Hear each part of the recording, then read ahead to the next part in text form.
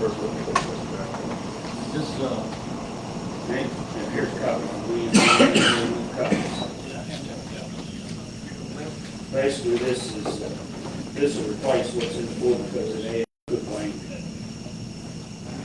I saw those. We got a streaming live today. States, we're up there. What kind of road runs do you anticipate probably being? What kind of, what's that now? Discretionary fund, what kind of in We're getting 3 roads, 277,000. That was a good one. Yeah. That's what I thought, we weren't planning on getting that, right? Well, no, we were told we were getting it, and then, well, I'll talk about that.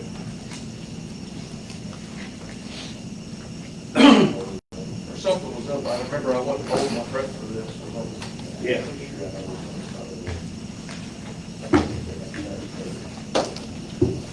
This will be a new resolution that goes along with that paperwork.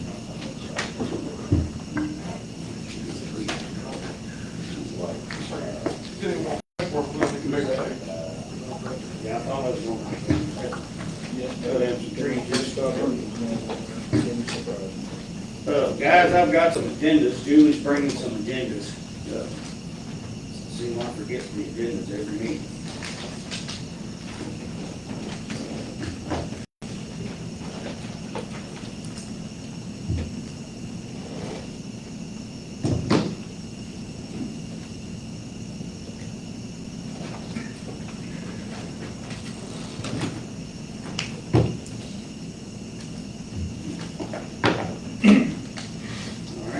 Get washed up today, and Christmas trees. That's what your dad was saying. They're putting it back this year. But what kind of progress they're making on that? I haven't even been up the creek to look. Well, I mean, pretty much all they've done is they tore the old one out, and now they're just getting ready to do the concrete, for like, I guess, the first pier. They dug in the creek bed yet? Maybe just scratch it, like that, they put the dam up, and then they got it dried out, and they worked for like a day, and then 7 inches of rain. It went to rain, yeah. So, I just couldn't figure out, try to get the guys spoken, how you can tear the whole bridge out in 3 days, but it takes 6 months to build it back. well, they're supposed to be done in, 8 to 10 weeks, even though the paperwork said January. The paperwork, I guess, has to say that, but the plan is still, King said it had to be 2 months. About like King's Church, I think it took 10 weeks. I talked to the actual bridge crew, and they came in like on the first week, and the guy said, if we have any rain at all, he said, I suspect we'll go into the first part of December. Really? He said, if it may the first week, 10 days of December, he said, if you get a lot of rain, he said, it'll go to January. That's just what he said. Maybe he just covered the. Maybe being conservative. Yeah. Scott, we in August, we begged to put a bridge there. And Bunny, they would not let us build a bridge. They made that washover back in. Oh, at Old Hetty? Go ahead. Yeah. Well, Couldn't believe that. we're working on it. It's supposed to be a FEMA project, so. You done good. Since then, that one fella got washed off and drowned, since back then. Got Yeah, down there maybe 4 we'll or 5 years ago. But, we'll go ahead and get the meeting called to order. I want to thank everyone being here today, August 5th. As we do every time, we always open our meetings with prayer. We've got a couple of, for sure, that we need to keep in mind. Of course, our treasurer, Doug Williams, is not here today because his mother's funeral is at 11. And she, of course, she was sick for the last couple of years, but she did live to be 82, and that's every day is a blessing. Karen Spencer, I've mentioned her husband a few times. He actually passed away the last couple of days. I think he was 62 or 3. That's, as I get older, that sure is young. When when I saw Karen yesterday, she came to the funeral home to visit Doug's mother, and I can't imagine what's going through her mind. But her and Donnie rode through the bicentennial parade with Willamine, and so So let's keep Karen Spencer and the Williams family. Anyone else that we need to mention? I know there's always so many, but these two stand out. All right, Mike, if you would you open us in a word of prayer, and then we'll say the pledge. Lord, we come to you today thankful for the beautiful day that you've given us, and Lord, we're thankful for the rain that we received last week, and Lord, we're thankful for the many, many blessings that you've bestowed upon this county and our residents since the last time that we met. But Lord, we're coming to you today with heavy hearts as we ask for continued thoughts and prayers for the Spencer family and the Williams family as they've lost a loved one. Lord, we just ask that you be with them and lay your hand upon them and give them comfort and guidance in this time of need. And Lord, everybody else in this community that has lost a loved one, we know how hard it is. And Lord, we just ask that they lean on you in this trying time. Lord, we pray for all the sick and unhealthy in our county. May that you be with the doctors and the physicians that are treating them and bring them back to health. And Lord, we pray for the prosperity of our county. Lord, be with us today as we make decisions and have discussion relevant to the business of this county, and be with us and help us to think intelligently and help us to get along with one another and understand compromise, and be with this meeting as everything that we do, make sure that we do it in a manner that is pleasing and acceptable in your sight. Lord, be with us through the rest of the day, and thank you for everything that you do in our lives. In Jesus' name we pray. Amen. Amen. I pledge allegiance to the flag of the United States of America and to the republic for which it stands, one nation, under God, indivisible, with liberty and justice for all. Thank you, guys. All right. Madam Clerk, if you would, call the roll, please. Squire Stump. Here. Squire Ferris. Here. Squire Eldridge. Here. Judge Travis. Here. Squire Travis. Here. Squire Cotton. Here. All right, everyone is here. We have, minutes is a little different this go around. We've got the balance of the minutes from July 1st. That'll be the first ones there that you see. If y'all remember the last meeting, we approved all of them except this portion. So we can approve this portion today. Motion to approve the post-executive session 7-1 minutes. Second. All right, we have a motion by Zach, seconded by Will, to approve the post-executive session minutes from 7-1. Any discussion? Hearing none, all The only those, thing, I'm sorry, I'll Corey. write the date on there, because it's not, the date's not on the top of page 3. Okay, So once they get recorded, I'll add the date. okay, all right, thank you. Any other discussion? All right, all those in favor say aye. Aye. All those opposed, motion passes. All right, next is the actual minutes from the 7:15 evening meeting. I've got one change Okay. there at the very beginning, it says the motion made by Esquire Stump, seconded by Esquire Ferris, excuse the absence of Esquire Stump, I think it needs to be Esquire Cotton. Yeah, I agree with that. But I think that's about it, I read them pretty good.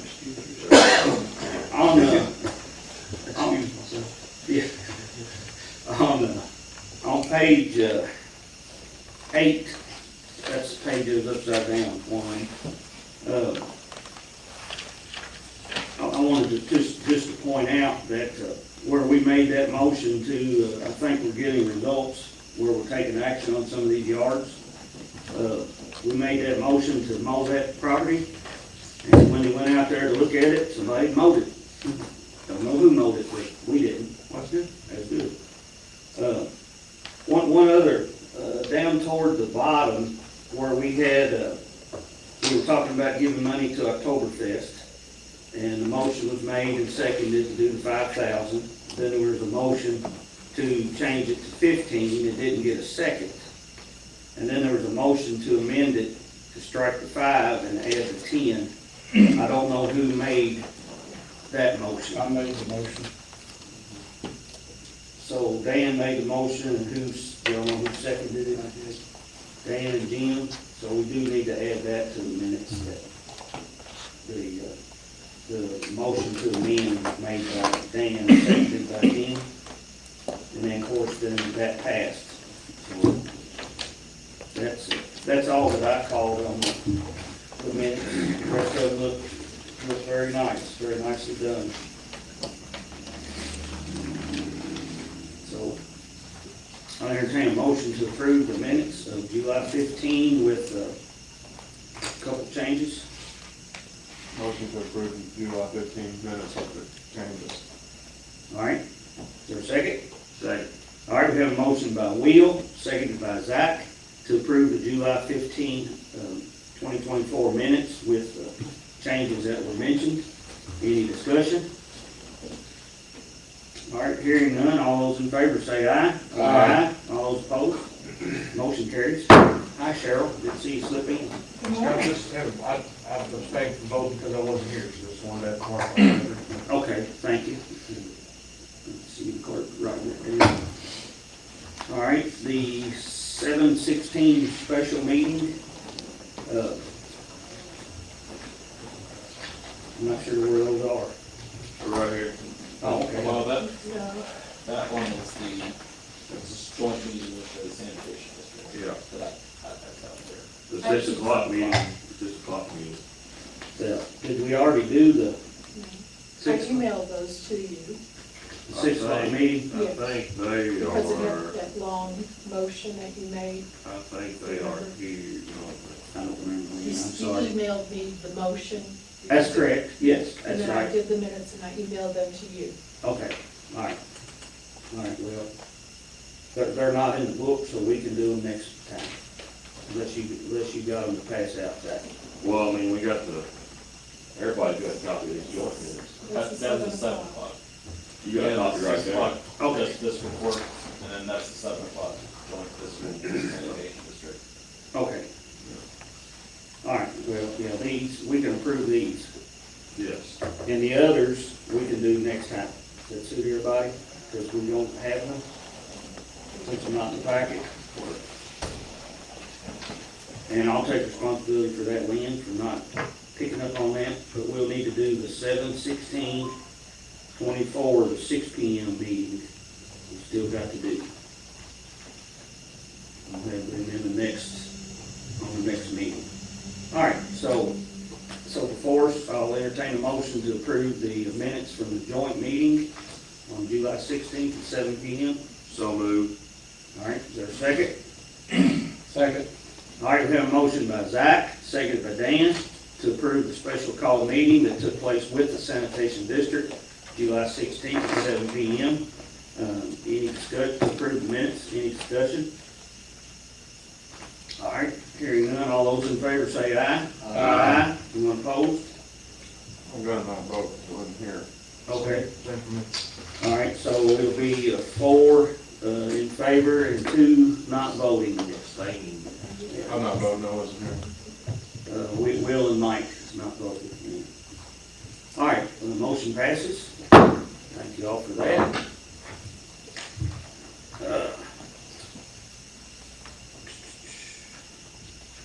All right, next on the agenda is the bicentennial report. While we have everyone in the crowd, I hope everyone enjoyed the bicentennial last week. I don't have the names written down, I hope I can remember them all, but the committee, I want to thank Brittany Vito and Monica Vito, which is Brittany's mother-in-law. I know those two were on the committee, did a lot of work. Brittany did a lot of legwork getting that all lined out. And then Chris was on the committee, Nathan Nation was on the committee, Sandy Clevenger from the school was on the committee, Maggie Hildert was on the committee, my wife, Robbie Travis helped. Who did I miss, Chris? Yeah, I think that's everybody.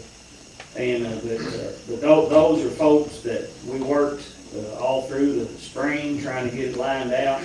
And I know there are countless, many other volunteers and organizations that helped. And I think it was a tremendous, great success, in my opinion.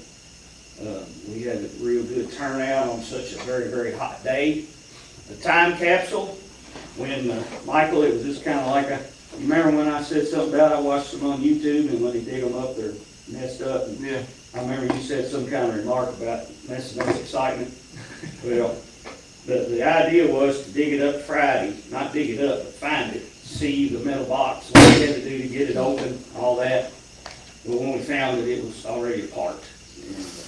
But we did salvage and gathered up, everything was in there. We even cleaned the dirt out of the hole, and took it over recycling and ran it through the wire and got all it had coins and stuff in the dirt. So I think we did our diligence trying to preserve and pick up everything that was in that hole, short of hiring an expert. And I've got everything that's left. I had a jar picked up by Anna Ruth and Larry Cheek, because inside it had a little bitty jar with their kids' names on it, so they came and picked up that jar. And then the Sutherland family, Dan and Sue, they had a jar that survived. And we opened it up on the table the day of the show and started picking things out and reading through it. It had a phone bill in there that was 31 cents back then. I don't know, every time y'all open your cell phone bill, you wish it was 31 cents. It's usually a couple $100, but that jar was very well preserved, and there was a letter in there that Miss Sutherland read the day they buried it. And then there was also a letter in there that was sealed, we didn't open. And it said on the front, it had the two kids' names, and then on the back it said, this is a letter from your mama and from your daddy, you know, to be opened. And then Mary, their daughter, came in and picked it up. And it was emotional, basically. And I suggested that while you still have your folks, you know, the four of y'all open this up together. I mean, think about that. So, but we're going to do another one. I'm so happy that the way it worked out. I really hoped that we could have buried it last Saturday, but we didn't really have much stuff collected. But kind of what I want to do today, and it won't take a lot of time, but this is the stuff that was collected.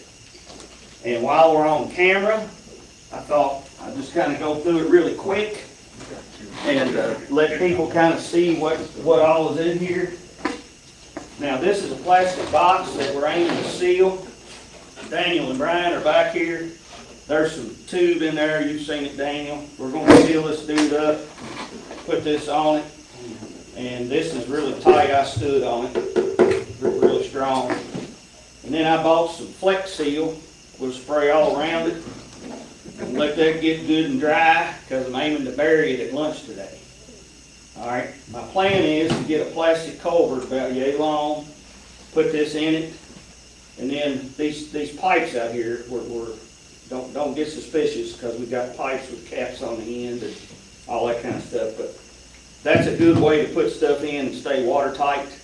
So what we can't get in here, we'll put in those, put it in this big culvert. I got spray foam to spray around this box and those in the culvert, spray foam. And then you can put that Flex Seal when you glue them caps on. I had a plumber worry that the glue wouldn't last 50 years. But I don't know, there's a plumber sitting right here. Bill. Okay. We're going to glue it up good, and then we'll spray it with Flex Seal. I mean, I don't know, anybody got any better ideas from 2024 technology? We're leaps and bounds ahead of 1974 technology. We're really gonna be mad at you 50 years from now. We're gonna gotta take it apart. How they gonna get open? You put in like when you get things through the mail that What's that? soak the moisture up. Pretty good idea. Well, I mean, that jar was fine. Those silicone. Yeah, I don't have any of those things. I thought about getting them, but nonetheless, ideally, when they open this up, hopefully they won't just take a sledgehammer and bust it. They'll have to get the stuff down and maybe cut the top. When they cut those pipes, hopefully they'll let everything go to the bottom and they'll cut the top off. I mean, if somebody just cuts it in half and ruins everything, well, they ought to run them out of town. Hopefully they'll do better. They're on video, give the instructions. All right, well, that's what I said. Be careful when you dig that up 50 years from now. But I mean, we reached out to the community and families just came in. You know, here's a family brought that. Here's another family brought a bunch of pictures, put in. Of course, we want to put a bicentennial shirt. Here's something from, The health department. well, it's in the health department. It's actually, it says from Vito. But that's a good idea. That ought to stay safe than that. The Spencer Magnet did a very, very good job. Jeff, I appreciate it. This was a nice paper. It went countywide. There's lots of photos of last Saturday's events. Sheriff, I don't know how this was in my office, but I found it on one of my chairs, one of y'all's calendars. We've already know. Got all y'all's pictures on it, so. That'll be good. And then these are Spencer Magnet copies from 1974. These will be 100 years old when they dig this thing up. Y'all let this sink in. There's a piggy bank with a little bit of change and some lettering in it. We had a business came by and dropped off some business cards. And we have this is a piece of the gym floor, piece of the old gym floor from down at the old school. Here's another bag of some stuff somebody dropped off. Here's a jar of some stuff people dropped off. Here's an envelope from Lynn that was dropped off. There's a blue. Here is PVA dropped off. $2 bill laminated. Business cards from my office. And here's the book Belinda Shealy wrote. You guys know her in the community. She lost a son. And she has a letter here going along with the book. Here is Linda's grill menu, which would be good. So that's one box. I got all these shirts for a reason, and I'll show you here in a minute. These are some leftover shirts, but here is another package. Here is another package people brought. Another package.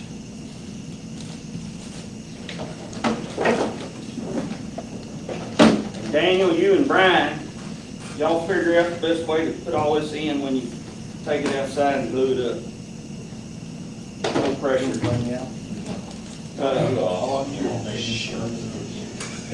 To whomever opens this time capsule, somebody put a letter in there. Here's another letter. Hey, it's the planning and zoning folks. Glad to have that. We have a J.D. Shelburne pen. Looks pretty good.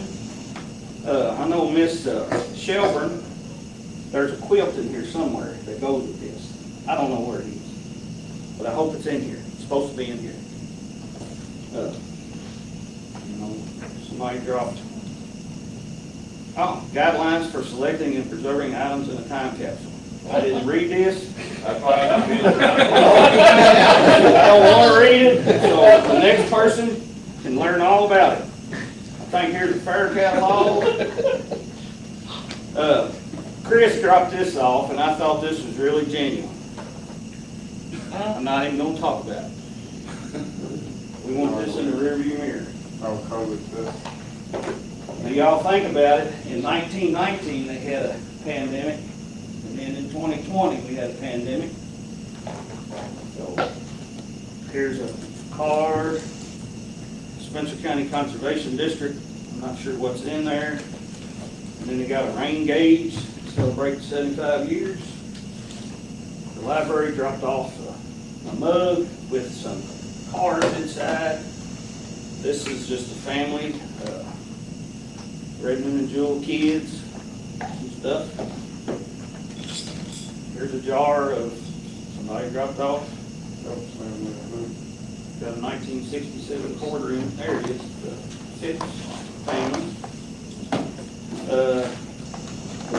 Fire department laminated and dropped off a picture of theirs. We have the bicentennial flower put in there, and then the walking tour. Corey dropped off the letter. Here's a picture of the PVA emailed to me that I didn't know that they had that envelope, but since I already did that, I'll stick it in there too. Y'all seen these old calendars around? You know, in 1974, whatever calendar could have, or not calendar, map of the county could have been in here, wouldn't have had the lake on it. So that one has a lake on it. We have something from K9 Spencer.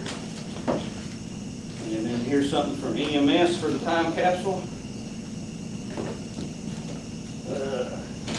Have a local business card, Ms. Kayla Hurd. All right, this zip drive. It's all the pictures. Should we mark on it what's in it? We should, because that's all the pictures that we took, that from Robert Hansel and Spencer Mountain. Wow. So there's probably about 800 pictures. 800 between him and I, so whatever Jeff said. Daniel, can y'all get a black Sharpie marker and write on here the pictures from Bicentennial? Envelope, or you can just write evidence on it. But in 50 years, they'll open that up and they'll say, we don't have a clue how to open that. Leave it to the side, Scott, and I'll get an envelope to write on it. Okay. You can write on it what it is. I'll be able to take a zip drive. Here, take it and seal it up. if you Well, will. I'll. Okay, all right. Another family dropped off some stuff. And then we have an AMVETS hat. Got Tim Brewer's name on the back. We all know Tim, he was magistrate here. Good solid guy in the community that passed away at a terrible accident at work. Not long ago, we got a couple of coins. Actually, I owe you a coin. I got one of these coins for you. Oh, great. That Scott gave me. I still got it. Thanks in the bag. I got it. I got it. Here's some other stuff from First Baptist Church. Here is maybe a love letter. Love Mom and Dad, somebody wrote. And then here's a good package from the Nethery family. It says, here is May 11, 2024 commencement. Edwards says on there. You actually know him. That's Opal Edwards' writing right there. I don't know. Oh, what about the glasses for the what was that thing called? Eclipse glasses. And I put some 2024 coins. I wanted all of them, but I got these two from the bank. We got a bottle of Yellowstone from Small Town Tavern. That's for the next committee. Okay. This is what I was gonna do, Brian and Daniel, with these shirts. Maybe put it in its own pipe, stuff it with these shirts. And that way if somebody picks it up, it won't fall and bust. I was gonna spray foam in there, but I didn't know how foam would react to the cap and stuff. Thank you. So, this is everything going in the time capsule. And I appreciate everyone letting me do this. I want to, now it's on film forever. And hopefully in 50 years, somebody will be looking for this stuff. Because it's important. All good to go. Get it ready to be buried at lunchtime. Chop, chop. Who's officiating this? Hey, Scott, while Brian and Daniel's in here, I just want to say that they did an excellent job with the problem that we had down at Waterford Park with the birds making a mess on everything, and they got the metal together and put up on the ceiling down there. It looks really nice. I just want to thank you guys for jumping on that and getting that done. Good job. Yeah, thank you all. Yeah, I think I'm really proud of Parks and Daniel's Department Maintenance on getting things done. While we're talking about the bicentennial, now I know you all heard heard me say about burying this right back in the same hole, I got another idea I want to pitch to you guys. And we'll actually need to vote on it and get it in the minutes possibly. Y'all know at Christmas time, we've only been through one Christmas together as a group. But how much chaos it was about where we're gonna put a tree and getting a tree, and one group wanted to pay for a tree, and we didn't have a place to set a tree, and we had different opinions on where to put a tree. What do y'all think about that little short tree in the front yard of the courthouse, right in front of the time capsule?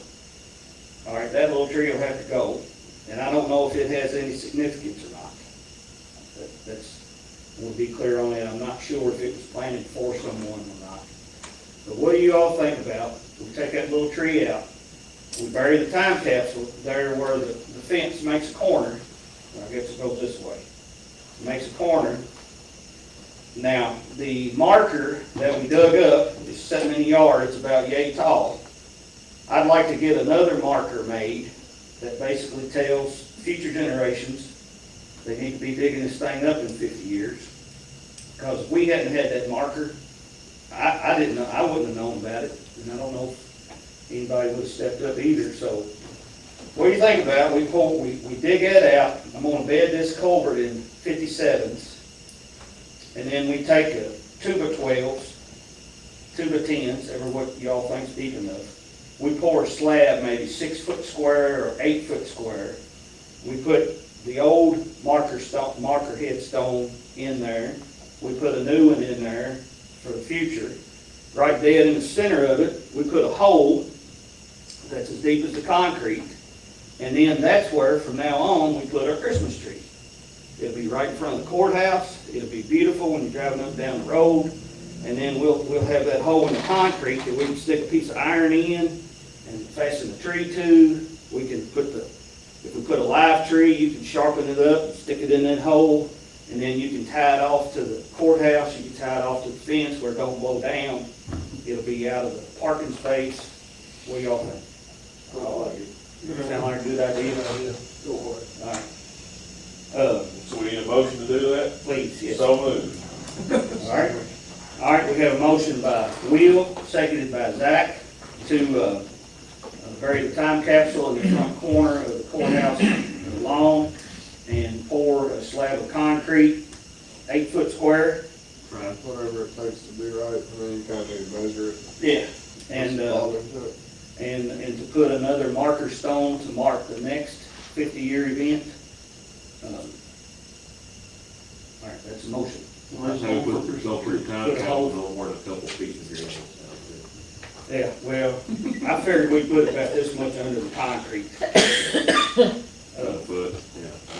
But today, the plan is, when they dig that hole, I'm gonna have them put that dirt in the other hole. And then they got 57s on that truck. We'll put all this they're doing. It'll be dry by then, down in that hole. They're gonna bed it with 57s. And then I'll try to get IMI or SRM to maybe donate the concrete. And then I'll check on the stone made. I don't know what stones cost. Anyone have ideas what stones cost? Mr. Bentley at Mount Eden would be a very good one to do that. Yeah. He's very community oriented, and I believe he'd help you out a lot on All that. right, well, I was thinking of going to him. Of course, he's in the county too. He's in the county. So, all right, that's my thoughts. So, as long as everybody's good with it, we got a motion and a second. All those in favor say aye. Aye. Anyone opposed? Motion passes. I think now we'll have a Christmas tree problem fixed. I think you need to put a bigger hole in there, 4 inches. Oh, yeah, well, you all tell me. Y'all watch. About 10 inches at least. Okay. What I'm planning to do after we get it buried, I'll go ahead and gotta check on the marker. I don't know how long it takes them to chisel in a marker or make a marker. You can't pour the concrete till we have that. So we'll have time to. Now, you're gonna put that time capsule under the concrete, is that right? Yes, not in the concrete, but under it in gravel. Yeah. So in 50 years, they'll be lifting this slab. I'm gonna put some rebar and stuff in it so it won't dust apart. They'll move that over, and then the gravel, of course, it's on camera now. Plus, Jeff, he's agreed to we're gonna document, and he'll print it all in paper, so there won't be a needle in a haystack like we had last Friday. Somewhere or other. I thought about a list tonight. Or even. Well, like pre-cal, like we do with pre-cast the water trough. Like we got a corner that's looking out each corner of All right, you talking about on the slab? it. All right, well, y'all, Keep them busted up. y'all keep, before we pour it all, be in touch with everybody here. I doubt that we'll have it poured by next meeting, so we all ponder on it some. But, all right, did we vote on that? We did. Yeah. We did, okay. On to the next one. We get lost. Item number The progressive dinner, page 29, is in your books. About one thing I'd like to just mention real quick before we move on to regular business. I'd just like to put out there to thank you to the Spencer County Humane Society for doing the fundraising for the parvo dogs we had, and also to all the members of the community who were so generous to donate to that we had the entire amount covered within 24 hours. So, thank you all. I'll go ahead. No, you're good. Well, I was gonna add to Dan, because we don't have anything about the animals here in the rest of the agenda. This is a good time to speak about it. I've got a meeting set up in a couple weeks. Our animal control, the Humane Society, and the hometown mutts. We're all gonna come together and we're going to get on the same page. My thoughts to everyone were, we need a similar message. We need to face the community with a smile and a welcome, be welcoming. We appreciate, again, what Dan just said. The hometown mutts also reached out to help with our medical bills. And I tell you, it's wonderful when you're looking at a $1,100 potential bill for 2 dogs, and they're getting better, but volunteers pay for it. We didn't have to take it out of the county budget. Now, some people might be asking out there, why do you spend any money on dogs at all? Well, every county does. Dogs get hit on the road, we have to pick them up. We get, we're in control, fiscal court is in control of all the animals in the county when something bad happens. So, we have to pick them up. If they're not healthy and they're reported, we have to go check on them. It involves Corey and Cheryl's office on a lot of different issues. But how we can minimize it and do more together, collectively, I see it as a win-win. And this was such a good start, Dan, when they did that and got it in 1 day or less. So, I'll have a report after we have that meeting together. I forget exactly which day it was. It's in the next couple of weeks. 14th? Okay, thank you. But again, like Dan says, thank you to the members of the hometown mutts and also especially the Humane Society that took care of these 2 dogs. And as far as I know, they're still getting better. And we didn't have any other dogs have the issue, which was good. So, all right, thank you for that. The progressive dinner there. All right, road department break-ins and damage estimates. There's some pictures. The progressive dinner. Oh, okay, yeah, I'm sorry. I'm sorry about that. Yeah, basically they dropped this off, and basically inviting myself and you guys to the progressive dinner if you'd like to be a sponsor. That's why I included it in the packet. If you haven't been to the progressive dinner, I invite you to attend. It's a very nice evening. Progressive means you walk along and you get progressively full. I don't know if that's what it means. That's what it means to me. You eat some here, and you eat some here, and you eat some here, and then you make a loop back around, and if that didn't fill you up, you go again. But usually you're filled up before you get long done. But it's a good thing. I invite the magistrates and I invite the community if you'd like to participate. The historic Taylorsville, the Main Street Committee puts this on. I know you can see Dave over at the Teacup. You can see Beverly over here at the Red Scooter. If you have questions, anyone in the community, But it's a very good evening. It'll be on the night of September 28th. Yes. Something kind of related to that. I got a complaint earlier before the meeting about the garbage in the cans Mhm. from the last thing, I think you know about it. Yep. I I called, County was gonna pick it up, or well, the the, city what, was gonna pick it up. yes, I contacted, normally Karen takes care of all of our Rumpke stuff, but I contacted Chris, and I shared with him about, at this point, Karen's husband was still alive, but Friday night. But I shared with him about he's one of the guys that came when we discussed Rumpke, Chris Pierce. And I mentioned about the cans, and he said, yes, we pick them up. Funny thing is, the one right in front of the courthouse, it's empty. And I know it was full the day of the bicentennial. Why this one is still full, I don't know. The one over there has just got just a few little things in it, so they did dump part of them.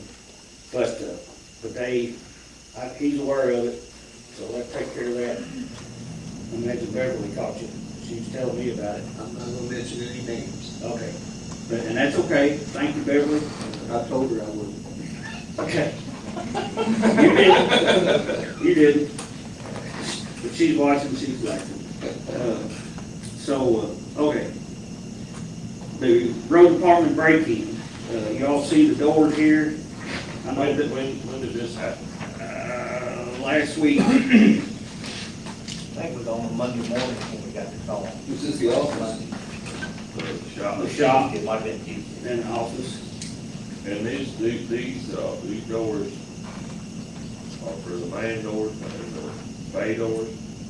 I know it's the pictures are all man doors. Well, an estimate, one estimate says overhead door, I thought. Yeah, it says finish, furnish, and install maintenance bay. I said exit door, but Yeah. Yeah, they exit doors. furnace, it's But, whether it's, Is there more? Well, that's all here. We're missing out. it was all one night. there's two doors, exit door, for the maintenance garage and the office door. But we only got the bid for the one. No, they're both on here, 5486 and 5965. Insurance don't cover that? Well, I was gonna ask for that. I don't have the answer to that question, but I need to discuss, because Scott's also got a police car we need to look about getting an estimate on. But Jay was in No, the one hit the deer. So, but again, basically I want to bring this to your attention. Daniel can probably fix this stuff cheaper. You all know how insurance works. When you turn stuff into insurance, your premiums change. So if y'all give me some time, we'll evaluate and come to a conclusion and try to, I think it's go find these doors behind them, what Andy wants someone to put them in. I mean, that's kind of what I was thinking. It should be a lot cheaper than this. And I mean, this is only one quote they've got. Well, I don't see why the crack, So much money. yeah. And I know they got a lot of labor involved. Door there, The overhead door is cheaper than. it ain't an overhead door, it's the exit door next to the garage. Yeah, these are all just man doors. But if you all, well, here's the sad part. Scott can elaborate a little more. I don't know that they got anything inside, but they went out on their new trucks and stole the lights off of them. Little bitty lights. I don't know what they want with them. The amber lights, I believe. Yeah, and then there's some little bitty lights on the grill they took out. They took lights off of our new trucks. Tried to Did we know salt how they off. got into the lot? Hmm? Anybody known to figure out how they got into the lot? Really not that hard. Well, I I know. mean, it's wide open everywhere. Yeah. I mean, it's locked out across the front. I mean, you can climb the fence. Jump the fence, walk on in. Do we have cameras up there? No, but that's part of our conversation. Karen is pretty good on cameras, and then Michael Shelber's pretty good on cameras. We need to get some cameras up there. We may have some cameras that we took down somewhere that we can put up there, but cameras are not expensive either. I know this is the second, maybe third time it's broke into since I've been here. I know why. So, but the plan is, we need to check on the K-code, as to how insurance our best way to do that. And then, get some cameras put up. Y'all good with doing that? We'll move on. Y'all, everybody good? Let's save some money on the use the extra money to pay for him. Yeah. I'll put Kate Cole with cameras and we'll discuss. But anyway, I'll have something for us back at the next meeting. But just wanted to give that in there for info only. There's a lot of info in today's meeting. All right, next is communications from citizens. Anyone in the audience like to address the court? All right. Seeing none, we'll move on. Julie, you're up. Page 35, I think we have 3 first readings. Julie, if you want to push that forward, you can. It rolls pretty good. You're good. Thank you. Oh, you're fine. Okay, we have the application of Linda Gill Denzik requesting Ag 1 agricultural to Ag 2 agricultural on 5.066 acres located in the 4200 block of Taylorsville Road, which is Highway 55 North. Commissioner Mudd made a motion to recommend to rezone the application of Linda Gill Denzik requesting zone change from Ag 1 agricultural to Ag 2 agricultural on 5.066 acres located in the 4200 block of Taylorsville Road, which is Highway 55 North. The recommended land use map and the comprehensive plan recommends mixed use to medium density residential use. The change would be in compliance with the comprehensive plan, and there was no one there to speak against it. Commissioner Deepin seconded that motion. Motion carried. And that one will be in Mr. Travis's district. Hey, misspelled my name. Oh, sorry, I'll fix that. That would be me. All right, next we have the application of Chris and Kim Graves requesting R1 residential to R3 residential on 2.0011 acres, known as Tract 1 of the Florence Division on Wilsonville Road. Commissioner Travis made a motion to recommend to rezone the application of Chris and Kim Graves requesting zone change from R1 residential to R3 residential on 2.0011 acres, known as Tract 1 of the Florence Division on Wilsonville Road. The recommended land use map in the comprehensive plan recommends medium density residential. The change would be in compliance with the comprehensive plan, and there was no one there to speak against it. The owner has agreed to adding a binding element that there will only be one residence on the property. Commissioner Deepin seconded that motion. Motion carried. So I'm assuming they're gonna put a modular or some kind of unit on that property. Possibly. He wasn't real sure if he wanted to do like a barn dominium or manufactured home. And next we have the application of Nancy Lynn, or I don't know if her name is O. Lynn or Nancy O. Lynn, for Terry and Donna Carmichael, requesting Ag 1 agricultural to Ag 2 agricultural on 5.129 acres located in the 400 block of Snyder Road. Commissioner Wheatley made a motion to recommend to rezone the application of Nancy O. Lynn for Terry and Donna Carmichael, requesting zone change from Ag 1 agricultural to Ag 2 agricultural on 5.129 acres located in 400 block of Snyder Road. The recommended land use map in the comprehensive plan recommends medium density residential. The change would be in compliance with the comprehensive plan, and we would like to see it contingent on a written dedicated easement that is actually on the plat. Commissioner Travis seconded that motion. Motion carried, and that's in Travis district.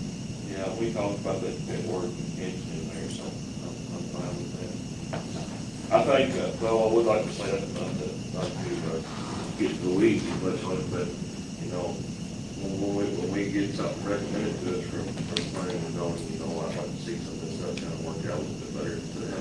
Like it's the same contingency, so that's basically saying that, you know, don't know if they really want to pass it or not, and we're supposed to be coming here for us to do a first and second reading, basically saying if they're ready for us to look at it, so, you know. Well, I have a question about this. So when this comes to second reading, if that's not done, you know, where this guy's gonna put a driveway in through someone else, do y'all just go on and pass the zoning?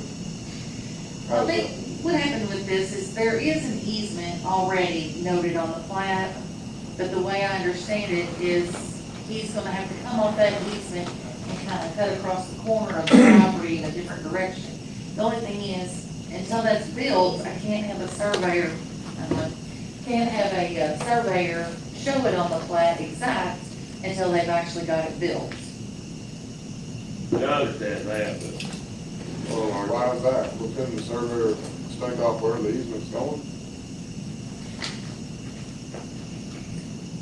I Well, didn't see an existing easement on either. I was just curious for future references of how it works. It doesn't make me no difference. Well, I will be honest, I mean, I looked at it and I thought we were good, because I thought what they were missing was the fact that the easement was shown, period. But then it was brought to my attention just this morning, you know, I highlighted it so that you can see that easement, but apparently they're gonna have to come over a little bit onto this property. Oh, I So didn't if realize that's that the was the case, easement. Yeah. then we're gonna have to have this shown as well. Yeah. Well, so that's an easement going for another property, going up to the back side of that. Yeah, all the this way. won't change completely, but apparently they're gonna veer off somewhere in the mix of this lot to cut across to that, which it belongs to the mother that's giving it to the kids anyway. So I'm sure there's not a problem, but it's a matter of getting it in the right place. of course, what's important, you know, and Julie knows this, that we gotta get it right today, because in 40 years, the folks that live there, someone, if they wanna sell it to someone, it'll have to be, you know, we need to get it right today. Yeah. So, but this, and again, this is the first reading. Well, I just, honestly, I think we got it all figured out. I've asked my questions about it, but, you know, I just think that whenever it's coming to us like this, it's like the word contingent stuff like that shouldn't, material, I don't think we should be seeing that. I think it should be on the end more, you know? Well, that, or would you prefer that, okay, if it says contingent to that being done, they get that done before I get it to you? Yeah, I mean, basically. sometimes it may be a week, Yeah. sometimes it may be 2 weeks, but it depends on how busy Yeah, your I mean, when surveyors are. basically, they're the ones that want to see it done, you know, and when it's coming to us, you know, basically, we're supposed to just be finalizing it, so. I think that would ensure that it gets completed before we vote on it. Yeah. And that's, you know, bringing back memories of a few months ago when something was kinda in compliance. Yeah. Or what was that word? Yeah. Somewhat. Somewhat in compliance. Yeah. Yeah, if we can, y'all can take care of that before we see them, Right. it makes it a lot easier over here. Yeah, And because we're voting on what y'all's recommendation is, and your recommendation is somewhat or contingent, or, you know, we don't know what the rules are for all of it, so. I just, all we're just saying, all right, that's all I'm saying. Well, when I go up front, I'll go and call them and ask if that's something that get completed for me. Yeah. Yeah, good. Comment, while we're talking about, zoning. In my district over at Eagle View, the new subdivision out on Hostrasser, you know, they're widening the existing county road.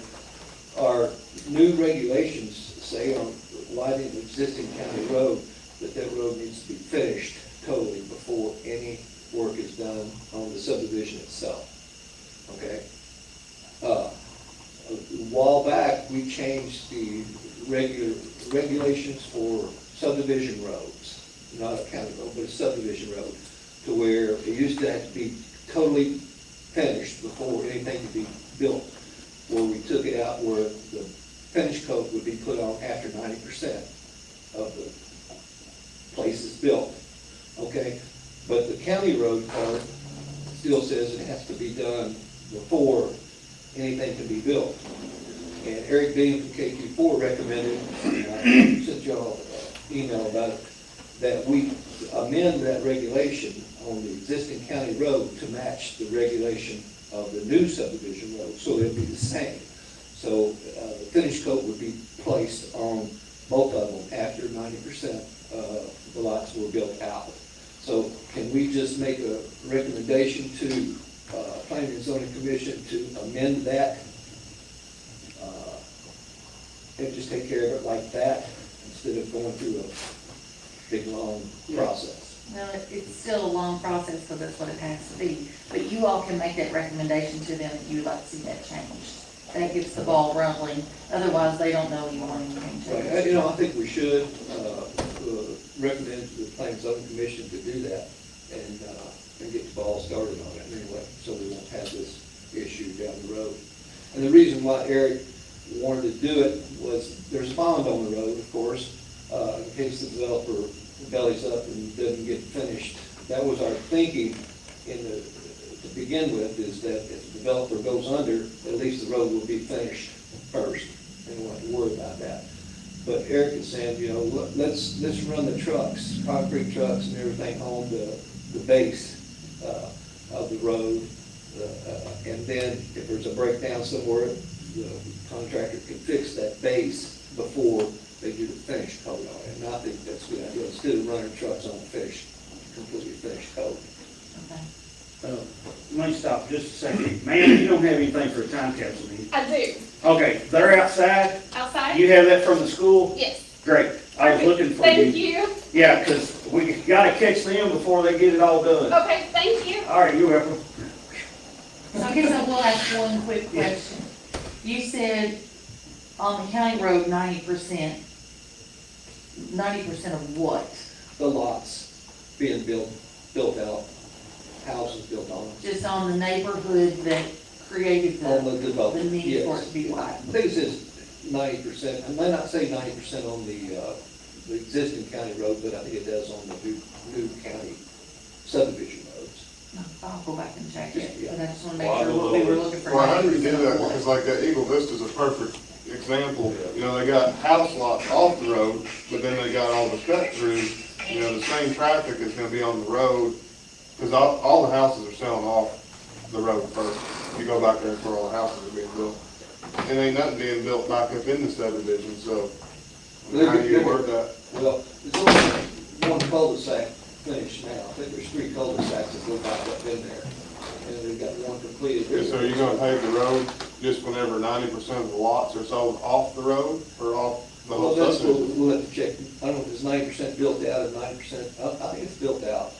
Well, that's just the top coat. Yes, That's just be the top coat. right. Well, but my thing about that is, so we say we say that, and put in a regulation on that, which I don't totally disagree with what you're saying, but say we have 2008 yet, we got this Eagle Vista started, well, it may be 10 years before it's finished out, 90% complete, you know, believe it that way, so, and then we got 10 years of this road being the base road, because by our regulations, we change it, but they don't have to do it until it's 90% built out. That's something that we gotta think about, you know. Of course, we call He it may not bond. go under, he may not go under, but just. The developer would still be responsible for the county road, the base, if it breaks down and during the process anyway, so. Well, I mean, at that point of it too, is, you know, in that 10 years, he could pay us back the bond too, if we don't. I mean, there's some loopholes, we gotta look into that pretty close. I'm not against what you're saying, I kinda agree with what you're saying, you know, I do. But, I think we need to look at it real hard before we just throw something up there, because if we don't watch, then we end up with a subdivision like Eagle Vista or something going on, and then we have a market crash or something that has happened, and then we're sitting with a bunch of half-finished roads or just base roads that are sitting there for. But we do have a bond on it that we could call the bond in if it gets to that point where. Yeah, if they ain't got the money to finish the development, they got the money, well, the bond's already there. The bond's already there, so. Of course, another thing we have to keep in mind, if you have a bond, does the bond follow inflation? Well, so that, we need inflation. Yeah, every, 3 years? Yeah, we changed that. I think it's set for 2, and then after 2, it's reevaluated. I remember deals that like out there where Eric Bean wanted to do that, 'cause we talked about this 2 or 3 meetings ago. When we make an exception or, you know, how big of a problem is that in your office? Because didn't we tell them not to do the finish coat already? Or did y'all's office tell Well, them that? what Eric says. Well, I remember you and Jim talking about it in here, so. It has been talked about before, that's what I was saying. So right now, it's just being talked about, no decisions have been made. Y'all haven't done anything. Eric Dean suggested, to us, through the email he sent us. So did we make that decision to wait? Eric made the decision on his own Well, you don't really make the Well, he decision. suggested. He suggested that he told the developer wants to go ahead and finish the road now. But Eric says, let's not do it now because we're gonna run all this heavy traffic over this new road. Let's run it over the old road, and if it breaks down, he can fix it, and then we'll do it, we'll repave it later. So it's like a catch 22 for the builder too. If he's wanting to do it by the book, and then if it does break down. Well, then they- in our regulations do say that it's supposed to be finished before any work is done on the subdivision. Well, but once it's finished,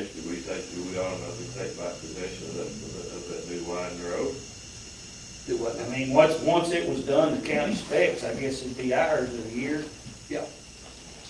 They'll reduce the bond on it. Well, I mean, if we change that to hold that up to, 4 or 5 years.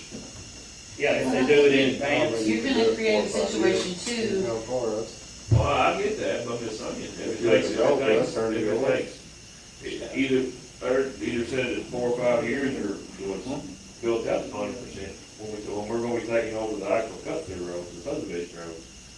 but you're gonna be creating a situation too where they're doing Eagle Vista in 3 phases. Mm-hmm. So is it 90% of the first phase, 90% of all phases? yeah, that's sort of You what I know, was if wondering. they only do phase 1 and 2 and something were to happen, like you said, the economy goes kapooey, then we're waiting on them for 90% of the third phase and then they never get it done. I don't know if So it might be y'all, something we need to, y'all probably driven out there, and from just my point of view, you know, that's Hallstrasser is a very traveled road. I mean, big time traveled road. And they did a slick job of putting them pipe in, because you can go through there and, I mean, back, I don't know about today, but last time I drove through there, you can't hardly tell where they patched, where they didn't, where they cut and where they didn't. And it's slick, but I know the developer would like to get it blacktopped so the place will show better. I mean, naturally, it's prettier when you have a nice wide blacktop road versus, you know, cuts put in where the concrete is. That's why he'd like to go ahead and get it blacktopped. So, but you know, I agree, I want us to work for everybody, which we have to, you know, and that includes the developers. And of course, I'm happy with our engineer, and I'm happy with following his suggestions unless we disagree. And I'm sure he's open for us to make decisions, you know, in contrary to what he may decide. But I suggested also to Jim that and I don't want to end the conversation here if we're not done, but this winter, I would like to spend some time as we finish up our distillery, brewery, winery regulations, to go through our zoning book and make any changes on things that we may need to. If you guys notice, these 3 first readings that Julie did, 2 of them was so a relative could have a place to move by. 2 out of 3. And, you know, I think that is a tremendous service that we do as a court to our residents when we allow a tract to be divided, you know, within our, you know, these were Ag 2, so they're easy in R3 with a restriction. But we probably have some regulations that are at the threshold that stops people from considering, you know, an example would be ever how many residences allowed on a private road. You know, in my opinion, we might need to bump that up 1 or 2, just so that relative that needs to move in, it'll be a little easier for that relative to move in. That's just the idea from a starting point. But I would like us to get into that book this winter, make it an effort to go through and make any changes. I'll say make positive changes, because I think whatever we decide on will be a positive change. So, if y'all got any thoughts on looking at stuff like that? Good. I think that's a good idea. On the road, the main road, the county road, I mean, it doesn't have to be 90%. What if we say, okay, if the developer finishes 50% or something, then I just don't want the county to be on the hook, because you know that road's gonna take a lot of wear and tear. I don't know how many houses they're gonna build out there. 100 things, I think. 46. It's gonna take a lot of wear and tear On this first. on that road. That's on the whole thing. So, Yeah, that dam there is a bunch of land back there that, once we get sewers back through there, I mean, I'm not gonna say there could be 1,000 homes, but there could be 1,000 homes. I think if you I don't think you just have a percentage, it needs to have a percentage or a time frame. yes. So like if stuff starts slowing down or something like we're talking about, this can't get stretched out 10 years. If you have 90% for 2 years or 3 years, I don't know what the best time frame is, but I think you should say a percentage or a time frame. Okay, I agree, but let's get back to what we got now. And that is, our regulation says that road needs to be repaid before he does any work. Well, he's already started working on the subdivision. He's already put a cul-de-sac in, building houses. Okay, our regulations say it has to be paid. Now, do we hold it to that and pay it now? Or do we take Eric Bean's suggestion and let him go ahead and get a lot of houses built out before we put the finish coat on? That's what we need to make a decision today. Do we let it go like it's going now, or do we hold him to it? I think it's a good practice to go against some regulations. That's what I was about to say, that's one thing that I hate too. Now, I agree with what you're saying, but I hate the guy That's says, what I well, was this is saying. what I'm supposed to do. Now you're telling Well, me no. let's make a decision today, you know, or are we gonna? I think we have to go on with the current stated regulation until we make, until it's ever gonna change it. I agree. Now, does That's it the need, fucking- now it needs the base and then the final coat, right? Just the final coat? Final coat's all it needs. You don't have to put a base over where you added 4 feet on. He done put a base coat on that. He's done- Well, on that 4 feet, Yeah, right? he done got it all done. No, all it needs now is the top coat. Yeah. I don't think, I'm. And our regulation I don't says think that you can say it, no. he should do that before he works done on the subdivision. Well, I don't think it's fair to him he's almost, he's ready for final phase of what he was told he had to do, and then all of a sudden he's got to wait. I think we want to let him finish it out. Now then, before something else goes along, yes, we need to go on and find this, but I don't think it's fair to the developer at the state. I think Jim and Eric make an excellent point, but we've got to hold on with this. Yeah. So what do we wanna do? I mean, Corey, you and Cheryl, got anything to add to this? He's just gonna step out on this because he may have a personal interest in it. Yeah. Okay. Yeah. All right, that's, but I mean, again, you know, do you allow them to just continue what they're doing now and building and then pay it later? Or do we hold them to the regulations and go ahead and say, okay, it's gotta be paid now? I like your point, but I think you gotta tell them to pay it. Yeah, I agree. I They gotta pay think we have to follow the current regulations now, but then I think we're all in agreement, we need to change those regulations. Yes, I think we all need to look into Okay, it. then, I think, well, if we agree to do that, then your office should get a hold of Eric. Because Eric Bean is the one that kind of like, he said, I may have misspoke, is what he called it, you know. And evidently probably did, by telling the developer. yeah, well, I see, I mean, he was looking out for us. Yeah, he was. And since he did reach out, yeah, I mean, I got no issue at all. Nobody, I don't think anybody's mad at nobody, I mean, we Right. it needs to be done, it won't get done, that's where regulations say, that's what needs to be done, so, until we change it. All right, and that, of course, this is, it only pertains, because he's already done the new roads, the brand new roads are done. This is just on Hofstrasser, This is also correct? whole county road. The old county Hofstrasser. There's still a Everybody, bond on it. Even after, even if you could stop vote on it, it will still have a bond held on it for a Yeah. little while. right, So if something goes wrong with it, but I get where, I think his point was, especially the first phase where the homes are being directly off the side of it, where they're running equipment back and forth off that edge, would they break that edge off or anything? Let's make sure we get that. of course, it's So I'd say all someone, them houses that are being built will be in the time frame of the bond, so they'll have to fix it, or you'll have to fix it, that's all there is to it. and I mean, we'll need to be out there and keep an eye on it. I mean, if somebody comes in and tears up a road, then that person will have to fix it. You know, if they exclusively run off and tear up our road. All right, well, I'm gonna make a note right there, and we will, I'll get with Eric Bean, and then I'll get with Todd and the developer. We'll go ahead and not suggest, but say that we need to follow our current guidelines. I just got a quick question for you. So, like my neighborhood's an established neighborhood, but they do have some lots that people own, 2 to 3 lots, so they'll sell them every now and then. Do they have to, does that person who's building that house have to have a bond on the road? Because they tear the road up when they're building those new houses.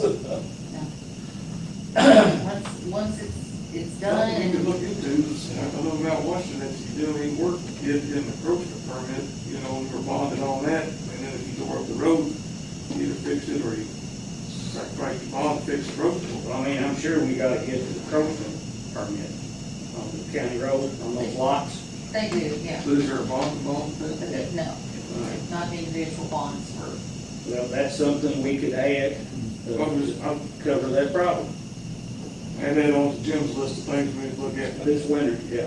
Yeah, there's other problems in his subdivision, I was just in there last week, talking about it, where, they finally paved, it's that first road on the left. It's like where you live, old trail. No, It's it's Sunshine. Trail. Or go back Hillsborough, first road on the left. Gravel trail. Lakeside is probably. Lakeside, it's Lakeside. You know, we paved that, and I mean, they've been paved twice in the last 30 years, but there's a couple lots in there, you know, that now they're road shoulder. You know, I looked at one guy's, the road is this high off of his, you know, his yard, and he's gotta do some work, you know, and he's worried about breaking the asphalt, where his dirt used to come to the top of the asphalt, now it's, you know, I don't know how they did it, but, you know, something in the future we're gonna have to think about, just keep paving these roads. Gonna start milling some of them on. They're gonna have to be milled off eventually. You know, because now this guy does some construction and the road breaks, he's gotta fix it, but, or he's gotta pay a contractor to come in there and fix his yard to match the asphalt. Yeah. You know, it's, you know, something needs to be thought about. All right, any other discussion on the zoning? That was good, real good discussion. Thank you, Julie. It's job security. Working for us is job security. One more question, how are you guys coming along on the distillery and winery regulations? Well, I'm hoping at our next meeting that we'll have something more in writing. We wrote like general regulations, and now we're trying to plug them into which zoning classes we want each thing. And so that's kind of where we're at the moment. I've been doing some diagrams showing our setbacks, lot size, lot percentage of coverage, things of that nature, just to get a good visual of what we're asking people for. And I suggest to you guys, if you have had a chance to stop in and just ask Julie to get a rundown of where they are currently. I did it the other day, and I learned a lot. And they're closer than they are far. I mean, really, they're really, I'm not gonna say you're in the short road, but they almost in the short road. Well, we're hoping, I think it's the 15th is our next meeting, to have something more broke down per zoning class of what we want to do. Yeah, okay. All right, thank you for that. Okay. Page 46, the soil conservation has a district report. It goes through page 65. All the work they do, that's a lot of good reading there. Their board, there's a picture of them there on page 50. And then there's even some more on page 52. I want to say there's no one here representing soil conservation, is there, today? I don't see anybody. Want the community to know that, again, if you have soil samples you want to do, they pay for that. You can drop them off at the extension office, and they pay for soil samples. That's on page 53. And that's not just for farms, that's for, you want to check your lawn. One thing they do is they give Spencer County Fiscal Court $5,000 annually to help with our dead animal removal program. Of course, they work with giving the trees away. They do a lot of things at school, give away some scholarships. Let's see, they have a lot of outreach in conjunction with the extension office. They also have the Plum Creek watershed, which is in amongst them, affects part of us here in the county. Their financial report is on page 64 and 65. And then the Plum Creek watershed, their finances are on page 67. Page 67. And they are planning, Mike, to do the cleaning the Plum Creek out again. The bridge being out is going to be a challenge. I talked to Kyle Martin, and he's the treasurer there. Well, he's not, he signed on I think he's the chairman. I think Connie Jeffrey is the treasurer. Yeah, that's what I was thinking, but on page 67, that's Kyle's signature right there on the watershed treasurer, and then the conservation district treasurer. But nonetheless, they are planning to do that again. I suggested maybe they do 3 days on one side of the bridge, in 2 or 3 days on the other side of the bridge. I know it's gonna be a problem for people who live on Plum Creek if they're doing, you know, it's, you know, people on Plum Creek is people to take it out, so if we can figure out a way to fairly do it where everybody on Plum Creek gets a equal shot at getting some of the gravel out of there, I think. Right. And last year, of course, you guys remember, we had the individuals that live up the creek that was having issues, and they cleaned out across from the lady that had her creek eroded. They dug out in the creek there, and I'm guessing that helped the situation. I haven't talked to Miss Reynolds for a good long time, and now I will say some of what we took out of there wasn't the best gravel. It was more a fill material. When you get good gravel, it's pretty easy to find people with a dump truck wanting free gravel. When you got big old rocks and big old mud, it's not very exciting to get a free load of mud. So it don't leave as quick, but they are planning to do that again. So, but I will say that, I know that we've been kind of working our way up the creek over the last few years, and we do need to probably think, if we're gonna split it up, those 3 days need to be spent down there by Waterford Park again, cleaning that out, because it also helps us in the flooding, but it seems like it doesn't take very long, it washes right back in next to the park. Right, and I talked to Kyle about that, and he has that on his radar, because it's actually cutting like toward Plum Creek Church. Right. It's cutting into the bank there more and more. Of course, you all know where we're talking about by Waterford Park. Anytime you cross the bridge there at Waterford, you'll see 10, 15 little kids out playing in the creek. That gravel bar right there is what we're talking about. It builds up good right above the bridges. And that's some good gravel. If they hauled out of there, they would have a whole line of trucks, I would think. But anyhow, that gets us all the way to page 68. Let's see. That gets us out of the communications into our old business. And I don't have here's what we need to do. We need to pick, y'all don't have this because I don't have a color printer over there. But we need to, Mr. White came in. Now this is still the animal shelter. We don't pick that. I know, but I think he wanted us to be clear, and then he needs trim, soffit, gutters, wainscot, roof color. He brought all that in, and didn't we pick grays? Yeah. 2 grays? That's Dark right. gray and Okay. The wainscot and the roof. medium gray. All right, well, here we go again. He wrote this down, and y'all are gonna tell me, and I'm gonna write it right here. Okay, roof color. What's the roof color? Dark gray? Dark gray. All right. That's charcoal one? Second one, all right. Be this one? Yeah. Yeah, I think so. That's the wainscoting also. Okay, charcoal. All right, and then the wainscoting is what's down here. That's black too, or charcoal. Charcoal. Y'all got that? All right, the wainscot is charcoal. Actually, And then it's like a light gray for a building. Everything else is light. I thought we said the gutters would be charcoal. What about the gutters? Make them light, make everything else light. It's normally how it. Well, it doesn't, sometimes like the corner will be like this, look at this picture.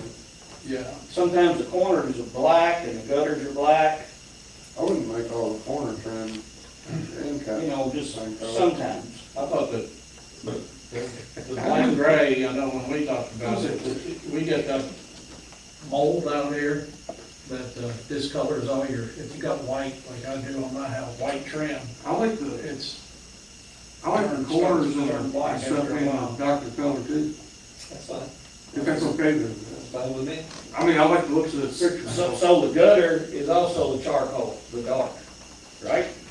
And then you're gonna put your softening in light then, make sure you do that. And I would put it in, Corner trim be your dark gray, and the soffit stuff be your light gray, gutters would be charcoal gray, that would be the distance. So we're still stuck with charcoal and gray, right? Right. That's it. Yeah, that was the only 2 colors we were allowed. Okay, so the siding is the gray, right? Light gray. The light, right. I'm writing gray and I'm writing charcoal. That way we don't mess it up. And then the soffit gray. is the gray. And then the trim It's a charcoal. is the charcoal.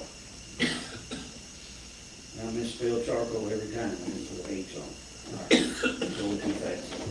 I got it. That takes care of that. Okay, now the pavilion, which we can do that another day, but we'll be going through the same process, more than likely, guys. All right. That takes care of that. And then we have, You could put black windows or white windows too. Black Well, windows cost $100 more, but okay, are y'all good with white windows? I think they're already in order. I think they are. We're good with white windows? White windows. Yeah, white windows. I'd rather have All black. right. Cost more. You can pay them. Yeah. Daniel can. All right, so that's got the animal shelter taken care of. And RECC, the folks did come out, and then I invited Victoria and Rachel and Bailey were in the picture. I had a couple banners made. We put a banner up in the picture with RECC about future home of the Springs County Animal Shelter. And then Daniel had a couple of, it looked like in volleyball poles, you know, but they were short. And we put the banners up out there where the community can see what's going on out there. So I want the community to be excited about us making a move. So the engineering firm has, I know they sent us a bill, I think Friday evening, about where they're working and getting the site plan and all done on the community events pavilion. The Sweezy land donation, I think Corey's about got that lined out where we've already voted. Yeah, we can discuss it exactly, just the update on it. Okay, all right, but should be ready. All right, I got this for you, Jim.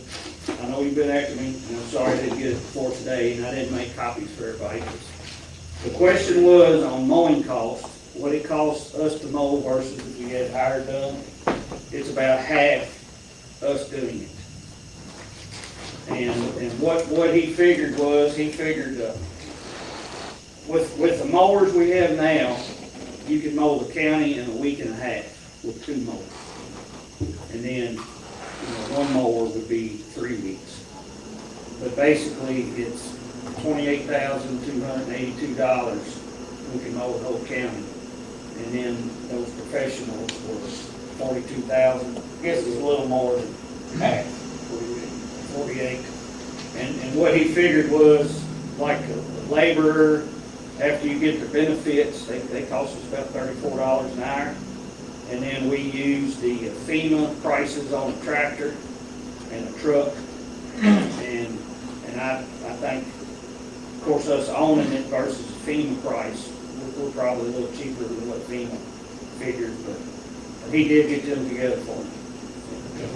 One thing though that needed to be added into our cost is how much do we spend on equipment Yeah. replacement? So if we're buying $100,000 tractor, you spread that over 5 years, 5 years, yeah. That's an extra A lot $25,000. of that was taken. Well, and then other things you need to consider is that we get a tractor, it's not just for mowing. We use it for other things. And then also, if we had the mowing hired out, we're gonna lay people off during the summer, while they're mowing. Yeah, there should be. I mean, creating work is not, we got lots of stuff we can always do, I ain't gonna disagree with you. But as far as, keeping them busy in the summer times, mowing keeps them busy, whereas in the winter time, we're doing a lot of things besides mowing. There's a lot to consider in the whole picture. There's a lot to be done other than this small too. You can be out this road, through trees, there's a lot of stuff you can do. Changing road signs, cleaning out culverts. I don't disagree, and I expect all that to be done. Well, I'm thinking some of that stuff would probably be done a little bit more proactively if they wasn't doing it as a secondary to mowing or something. Well, here's a question too, we cut the mowing in half, so that's freeing up some guys, we should start seeing more work completed in the summer. I'm not ready to bite off hiring out mowing. I'm not either, I'm just saying, we are moving in. Well, even if we do hire out mowing, we want to have a tractor, bush hog, and a bush mower, because we're gonna keep complaints. we'll have to go out, we'll have to mow this spot, mow that spot, or trim this back, or whatever, so I mean, we're not I'd say going big to. picture, it costs the same to hire as to do it. That, if you figured all the equipment costs, maintenance, repairs, that is pretty close to the same price, I'd say. I bet we could outsource it cheaper, or we could do it if we actually had all the figures correct. I don't know if I agree. I don't think we could outsource it, didn't do it cheaper. I don't think that. I think we're Usually your doing it equipment costs, in-house, then when we get rid of it. like a tire I agree that trailer. it would free up a lot of, it would free up a lot of manpower that we can do other things. So let's just keep it the way we got it, let's go. Yeah, let's move on, maybe discuss this over the winter. All right, that'd be good. Heritage Hills, you all know we extended the deadline till the end of August. I know I haven't been in there, I saw pictures. I know they have worked on the, getting the slope coming in, corrected. And at the rear, when people blacktop on a county road, you have to be an approved layer.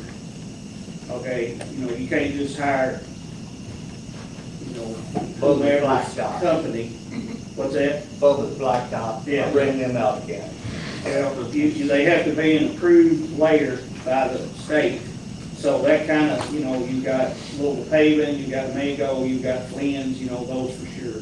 And then you have some smaller ones that are approved also. But I had a conversation with Nathan at the Bicentennial, Nathan Lawson.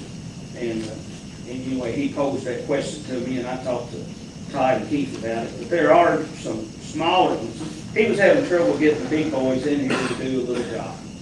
I mean, and they would come in, but the cost was quite expensive, so he had some questions. Could they email me, they go, and they're here doing something for us? Well, I mean, like, right now, this window, they're not, but here soon, they will be. Here soon. But, well, I know, but I just, I wanted to give everybody that update on that. Yeah, I have been through there, and I don't know what they did to that hillside, but it doesn't look like they did a whole lot to correct, and it's all on one side, the other side hasn't had anything done.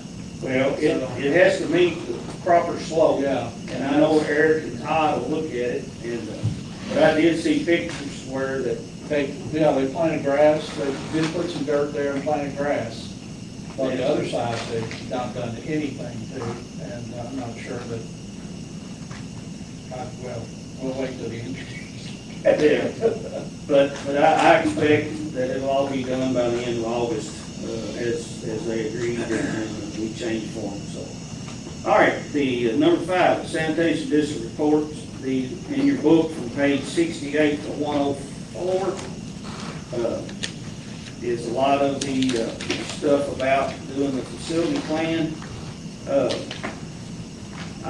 Corey and I had a little bit of conversation yesterday afternoon about us engaging HMB since doing the facility plan is over our procurement threshold, but we got that taken care of last November.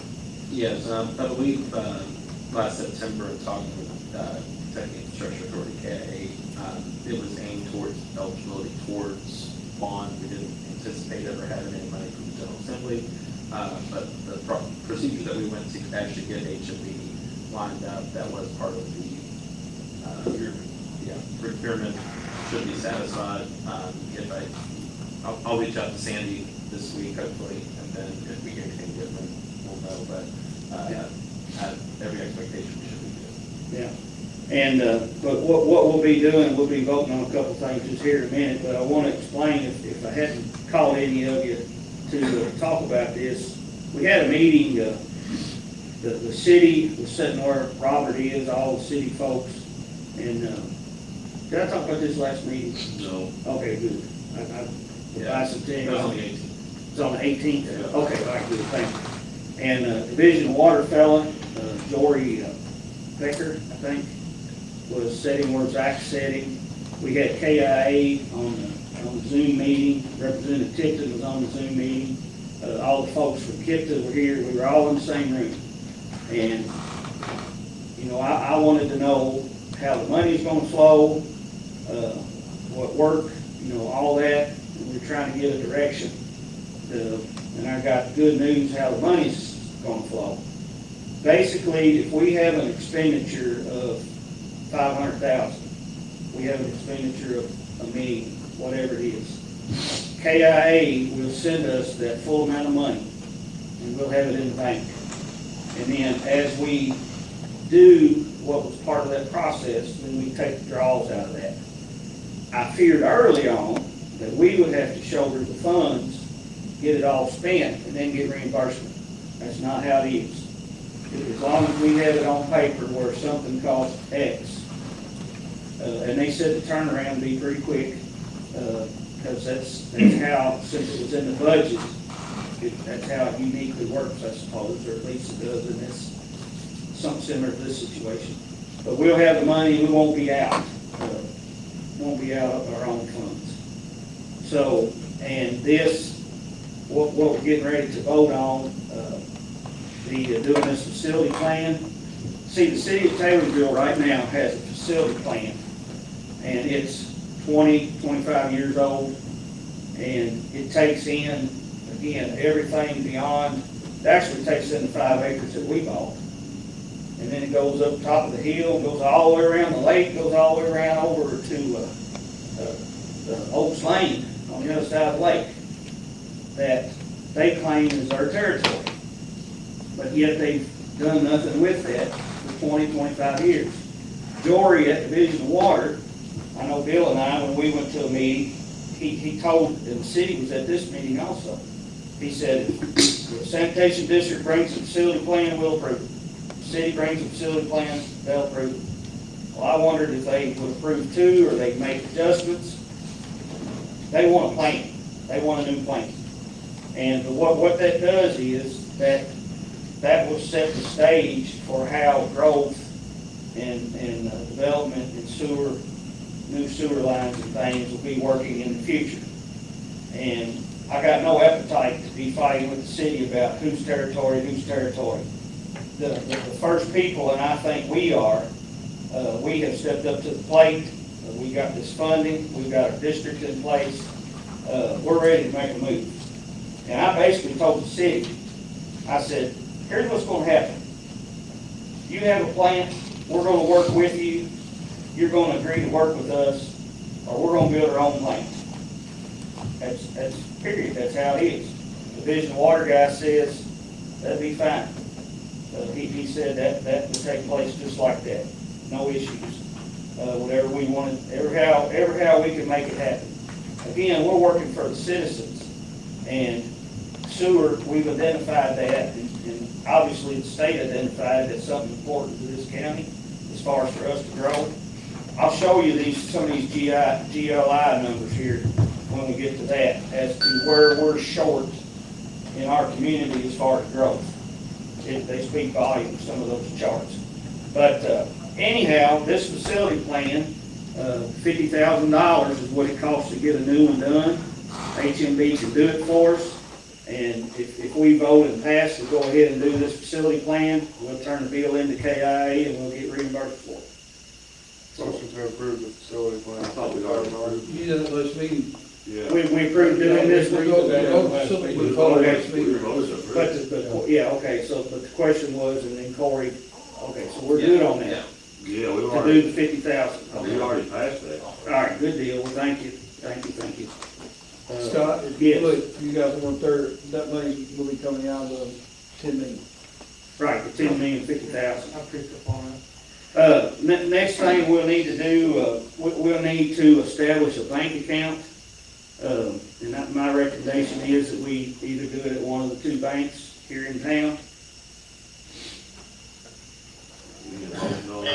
Yeah. Do we need to do this big station bank? Well, I would rather say that we establish a bank account at either German American or the People's Bank. Is any of this money going to be going there to collect any interest of any kind? Is that Could be, consideration put into this? Well, my understanding is that it can, is that right? As long as you spend it on sewer. That's what I'm not 100% certain on, Okay. because it's not as though we're getting the full $10 million. So if we can put, Let's let's say- say we had $1.5 million in expenses, we can't put the other 8.5 in CDs. I think it's gonna be pretty much on an as-needed basis, that money was. So it don't matter. Since then. Yeah, I mean, but Any, you can any put it in interest, an interest bearing checking account. yeah. The money market Any is, interest would be negligible, but, I'll take all I'm getting. Yeah, I mean, we're getting 2.8 basically on accounts we have right now. So I don't know if we can still get 2.8, but I'm comfortable we can get 2 or for better. $1.5 million. Well, I'll make a motion that we put There you the go. money into, open a bank account for the money, if either German, America, or People's Bank. Okay? We need to decide. I'll just leave it at the discretion of the treasurer. Let the judge's office decide and see which one comes up with the better. Yeah, better. And, well, and the reason that I'm not ready to land on one or the other is I've got a couple questions that I need to get ironed out, basically. We can leave the motion as either of the local banks or anything. And I'll, we'll make a call and then I'll report back to you. Second motion. All right, we have a motion by Zach, seconded by Mike, that we establish a checking account for the sanitation district at either German American Bank or the People's Bank here in Taylorsville. Any discussion? All right, all those in favor say aye. Aye. Anyone opposed? Motion passes. Bill, while we're on the facility, the appraisals for Top Flight, if you'd like to come to the mic. We jumped all the way up to page 104. So we're past that. Okay. It's recommended that we get, sanitation district get 2 appraisals, for Top Flight. So it's not really easy to find people that are certified to appraise sewer plants. But we do recommendations for 2, we do have recommendations for 2. We have 2 very strong financial persons on our board, Steve, the bank, and then Martin also. And, we assumed these would probably run somewhere between $3,500 and $5,000. We didn't miss it, it's $4,500 for both of them, a piece. So,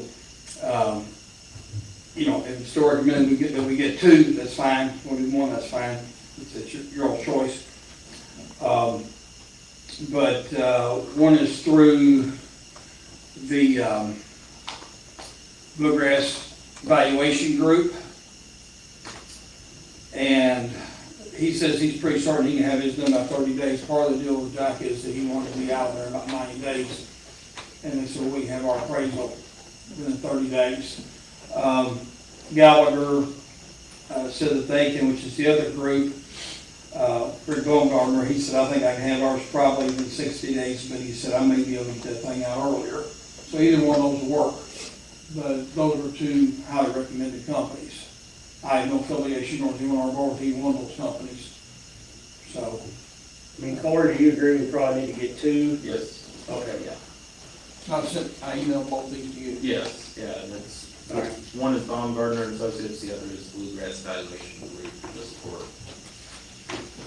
All right, well, I'll, record purposes. if, we voted to enter into negotiations to purchase Top Flight, so we'll have to get it appraised, so I'll entertain a motion to engage these 2, Motion To do to, appraisal.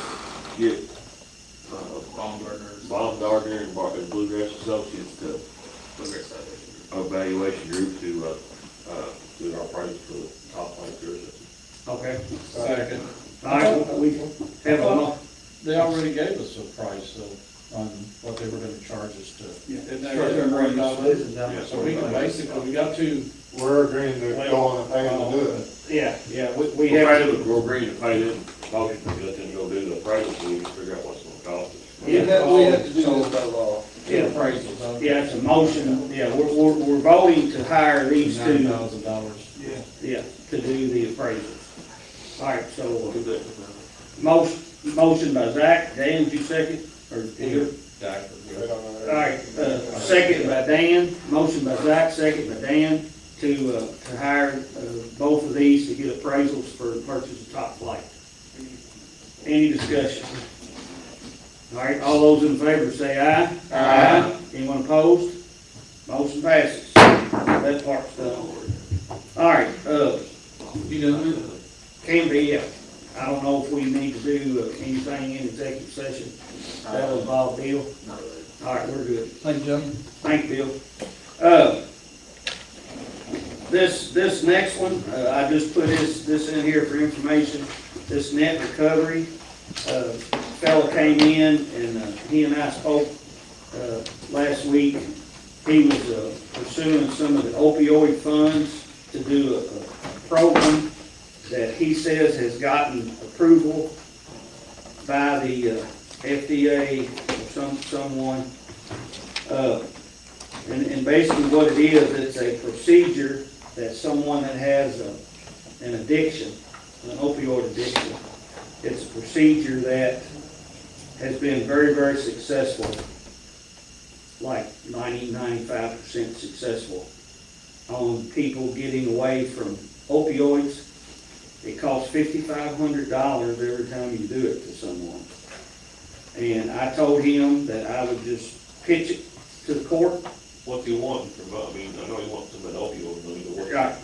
Well, Want us to make a donation to that outlet to help? he's wanting us to, and I didn't commit anything by no means. I just said I would pitch it to you guys. He's wanting us to commit a set amount of money for them to use this procedure on someone in the county to help get them off of opioids. So if we put aside $55,000, it goes towards 10 people. Could do 10, yeah.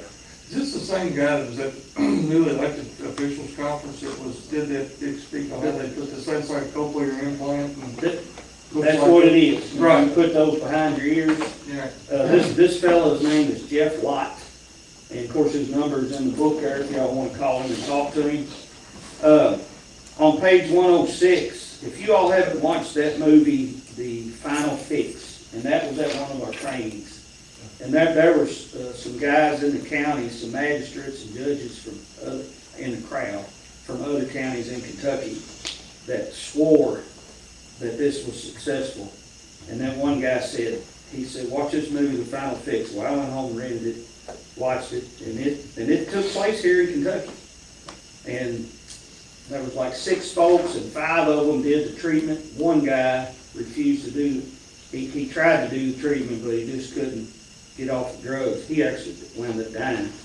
And the other guys were clean, and this Jeff said that the people in that movie,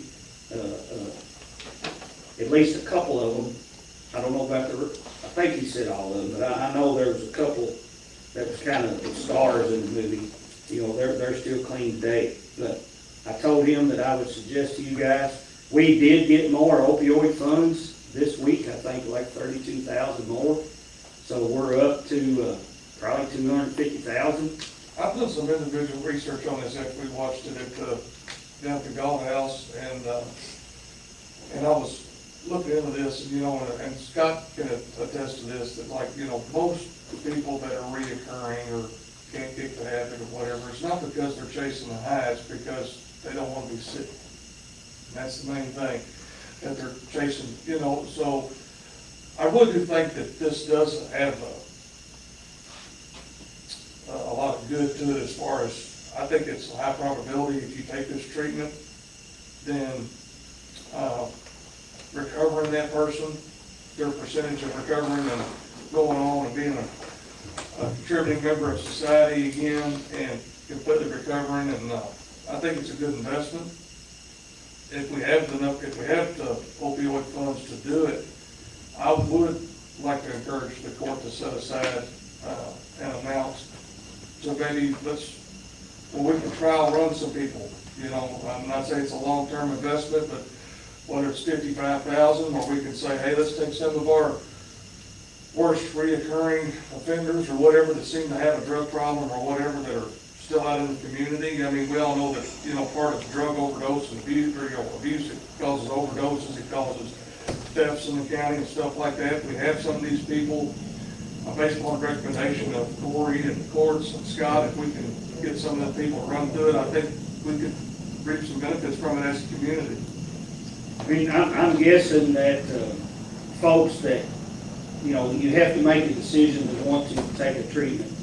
I don't know that the court makes you, but if someone checks into Isaiah House And I mean, if we had some funding there, then for sure, I guess one of our residents could take advantage of it. Well, I was just saying, courts, and Corey and Scott's, people in Scott's office, they would have a recommendation of people that need this.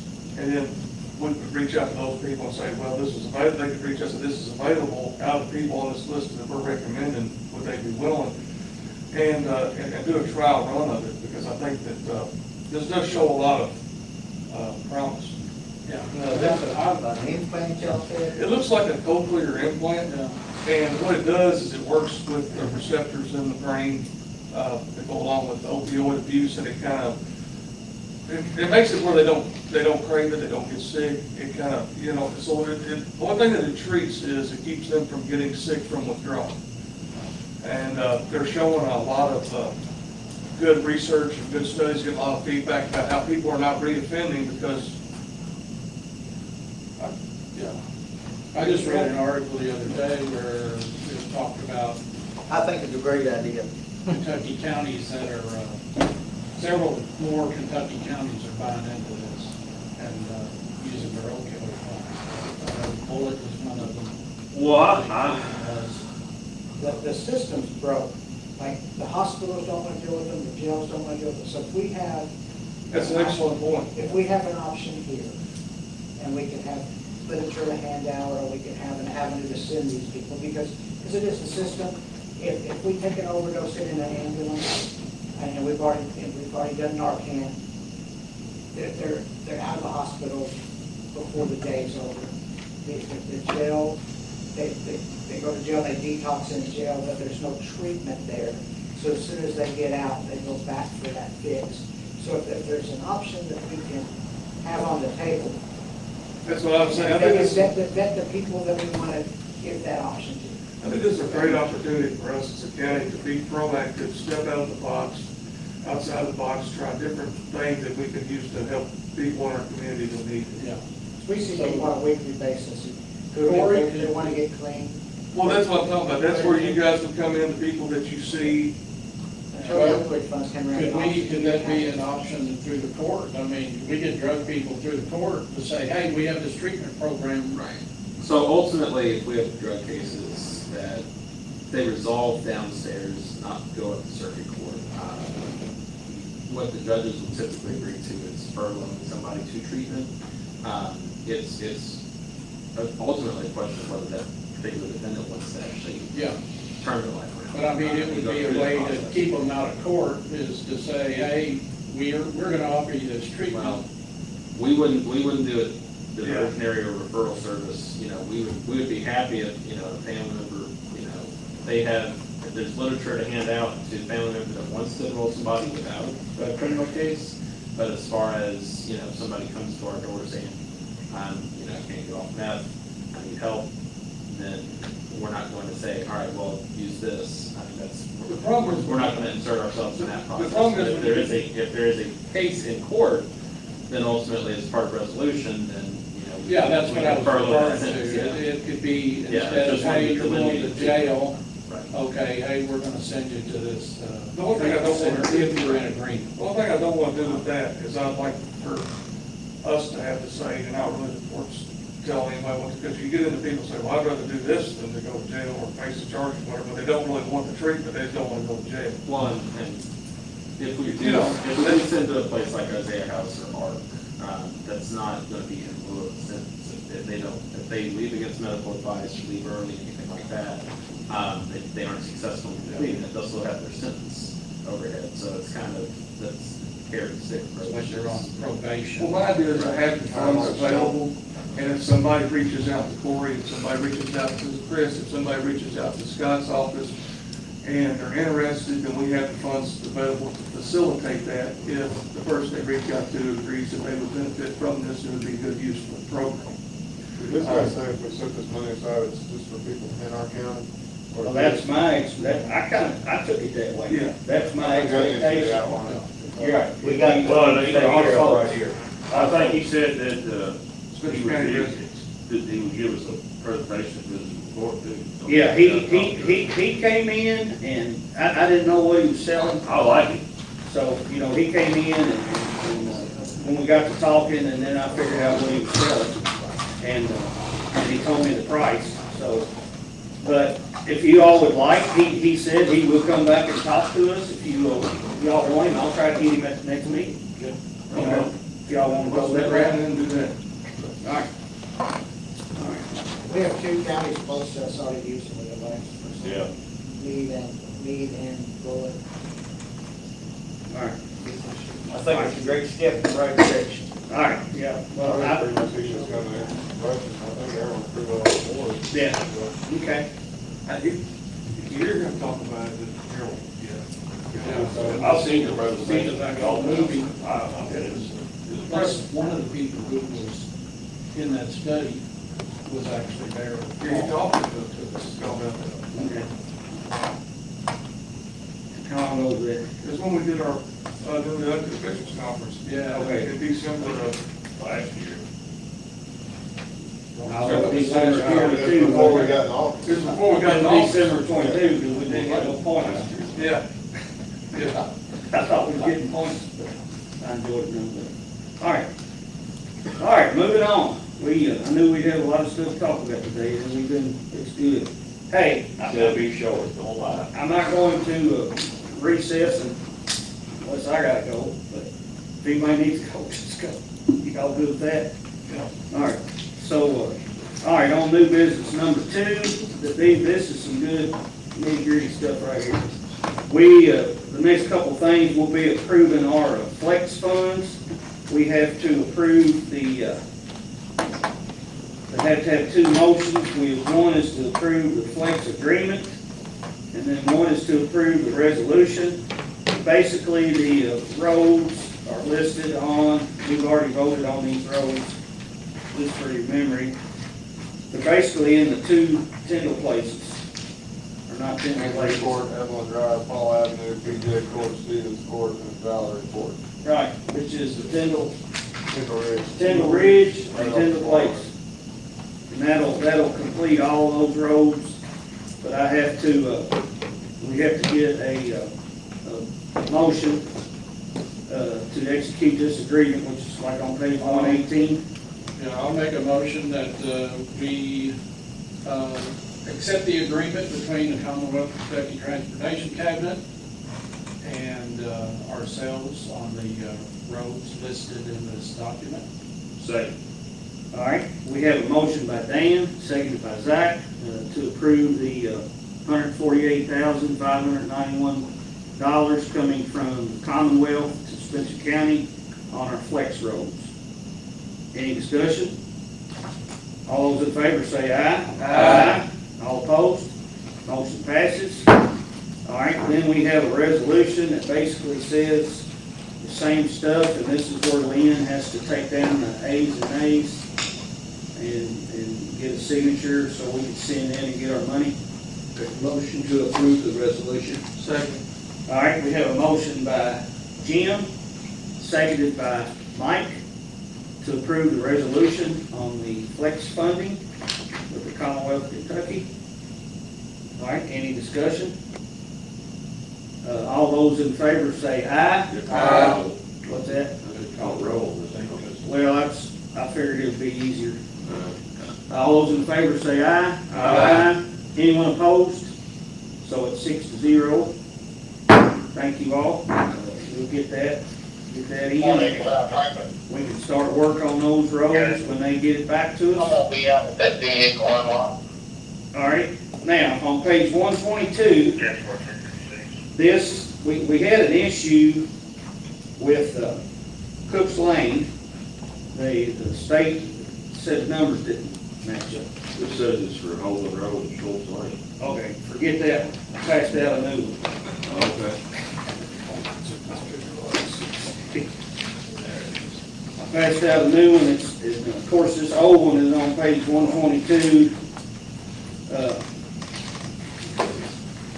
The new one is for, I believe, $277,000. Yep. And if you read down, it should include those 2 roads plus Cook's Lane. Yeah. So basically, I handed actually, I didn't have an extra copy, but I'll just go off this old because it's actually the exact same thing, other than adds that one road. But we'll need to approve the, okay, this CPPP or CPPF replaces, it's actually C with two P's. This replaces the discretionary fund. All right, and the way this will work now is the legislature will decide who gets the funding. And we didn't get any last year, discretionary. So I cried about it to Senator Higdon and Representative Tipton, and we got 3 to work this time. The 2 roads were in the original documentation. What I handed out replaces it because now we got the proper information on Cook's Lane. So I'll need a motion to do an agreement with the Commonwealth on the 3 roads listed for the CPP FD14 funds. So moved. Second. All right, we have a motion by Mike, seconded by Zach, to approve the agreement with the Commonwealth of Kentucky Transportation in Spencer County for the $277,000 for the program CPPP FD14 program. So, any discussion? And which include the 3 roads of Schultz Lane, Hogan Road, and Cooks Lane. All right, any discussion? All those in favor say aye. Aye. Anyone opposed? Motion passes. Basically, I know in your book, page 139, I'll sign that and send that in, and then Jim Gray will sign it and send it back, and then I think we'll be ready to go to work. Okay, now, this other road is, this is me asking you guys, when we're up there doing Cook's Lane, if you ever go down on Mitchell Lane, which this is in Wheels District, Mitchell Lane, the first part is pretty good. Cook's Lane, the first part is pretty good. Which we're not re-blacktopping the good part. We're re-blacktopping the junky part. Mitchell Lane, the end of it, is as junky as Cook's Lane. And while we're up there, while Mago was in there working, I thought it would be wise if we went ahead and paved the end of Mitchell Lane. Well, I think while we're doing that, we need to be and talk to AT&T and see if I can get some guard wire moved out of the curb right there. That's like, and we talked about that last No, it's AT&T, I've checked into it. All right. It's AT&T phone line. On There's phone line on that pole. 98 vehicle unlocked. From, I totally agree with you all. That's bad. That's a bad spot. it needs to be moved. Somebody's gonna get beheaded there. Especially right before we get ready to pave, and, I mean, it's right there in the curve into the shoulder of the road. Now, It's on the county easement. It is. The guide wire It is. on the easement. And, I mean, it's right there beside me, literally, here's the. I've seen it. I Here's the know. road, here's the guard wire, I went and looked at it. and it's in a 90-degree turn. Yeah, well, I agree, and I will follow up on that to try to get that adjusted. They can literally move it. I know it sounds simple, I mean, they can move it up over the road. I learned something the other day, and y'all always remember this. I'm gonna make sure I get it right. And I'm not afraid to say it here, I guess, because it's common knowledge. If a utility is, let me get this right. If it's on the easement, it needs to be moved, the utility pays for it. If a utility is on private property and it needs to be moved for road expansion, then the people wanting the expansion has to pay for it. Y'all already knew that? Sounds right. So, but basically that right there, we'll have to determine, because they may say, well, that ain't on, you know, I'll check it out. Well, either way, I mean, even if we It got to needs to pay, be moved. even if we got to pay to move it, it needs to be moved. Well, hopefully we can. Hopefully, we don't got bypass to, but I that. mean, it needs to be moved, that's. So, basically though, do y'all think it's a good idea to go ahead and do Mitchell while we're up there?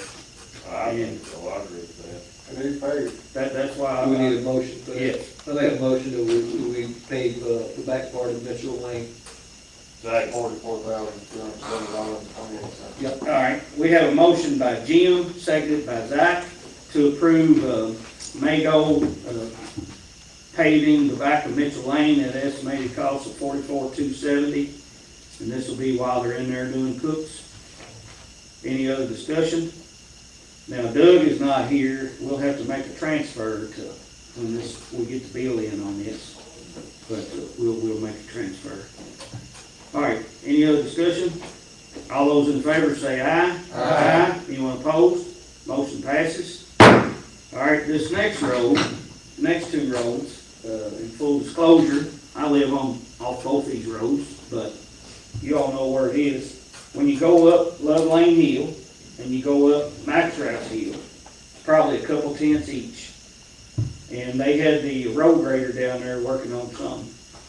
And I asked them to come in. The Max Rouse Hill, they put some patch in the curve where now, or in the ditch, going up the hill where now you can pass without bottoming out. And they did help that. But the surface of the road is just junk up and down that hill and getting worse. We didn't get approved on these hills for some reason on that program that we just voted on.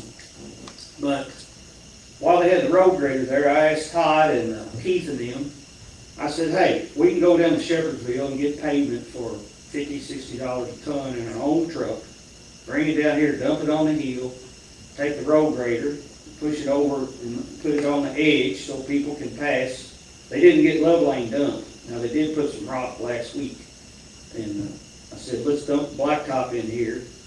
And of course, then it was like, well, we ain't got an oil truck. We can't put down tack. Well, you ain't got to put down tack when you're putting it in holes. Constant holes, constant turtle shell. Well, even before our office, we continue to put rock, like Love Lane there. For years, they put rock on that shoulder and then it washes all down to the creek. I actually called Scott when I seen the road grader and I said, hey, we should blacktop this. And he said, well, that's what I'm already talking about. So we're gonna keep paying for rock to wash in the creek or just fix it and get done. But basically, I'm guessing that $7,000 to $10,000. I'm hoping it'd be even cheaper now. I mean, if we take our Mack truck and go down there and get the tracks a load, it's gonna cost us 50, 60 a ton. You'll have 20 tons, so you're looking at $1,000 load. Couple, 3 loads on each hill, and we take our manpower, and I think that'll put it in decent shape. So they're basically doing grader patching. Grader patching. I'll make the motion. Second.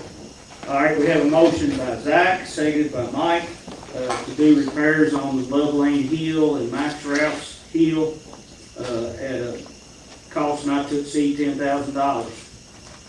Judge, I would just encourage refusal of voting on this one, just because, I don't think. Because of what I said, that's fine. Oh, I'm all right with it. Just for keeping it clean. All right, so, all those in favor, or let's see, any discussion? So all those in favor of this, say aye. Aye. Anyone opposed? Myself, I am not voting.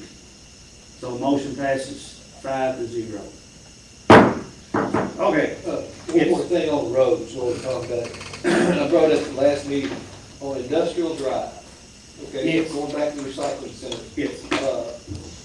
That needs to be restriped. There, you can't even see the stripes on the road anymore. And then in front of the recycling, from Wayne Sweezy's gate there on the front right there, where the new beehive comes together, all that needs blacktop in there, because it's nothing but potholes and gravel, and it would make that whole area over there, since beehive is opening up, it'd make their property look a whole lot better if the county would surface that area back there in front of the recycling center and restripe. If we fix it, it's gonna get torn all up again when we do the squeezy thing and No, let it roll down, it's not beat We're out. not traveling on that part of it, we'll be turning before you get to it. Okay.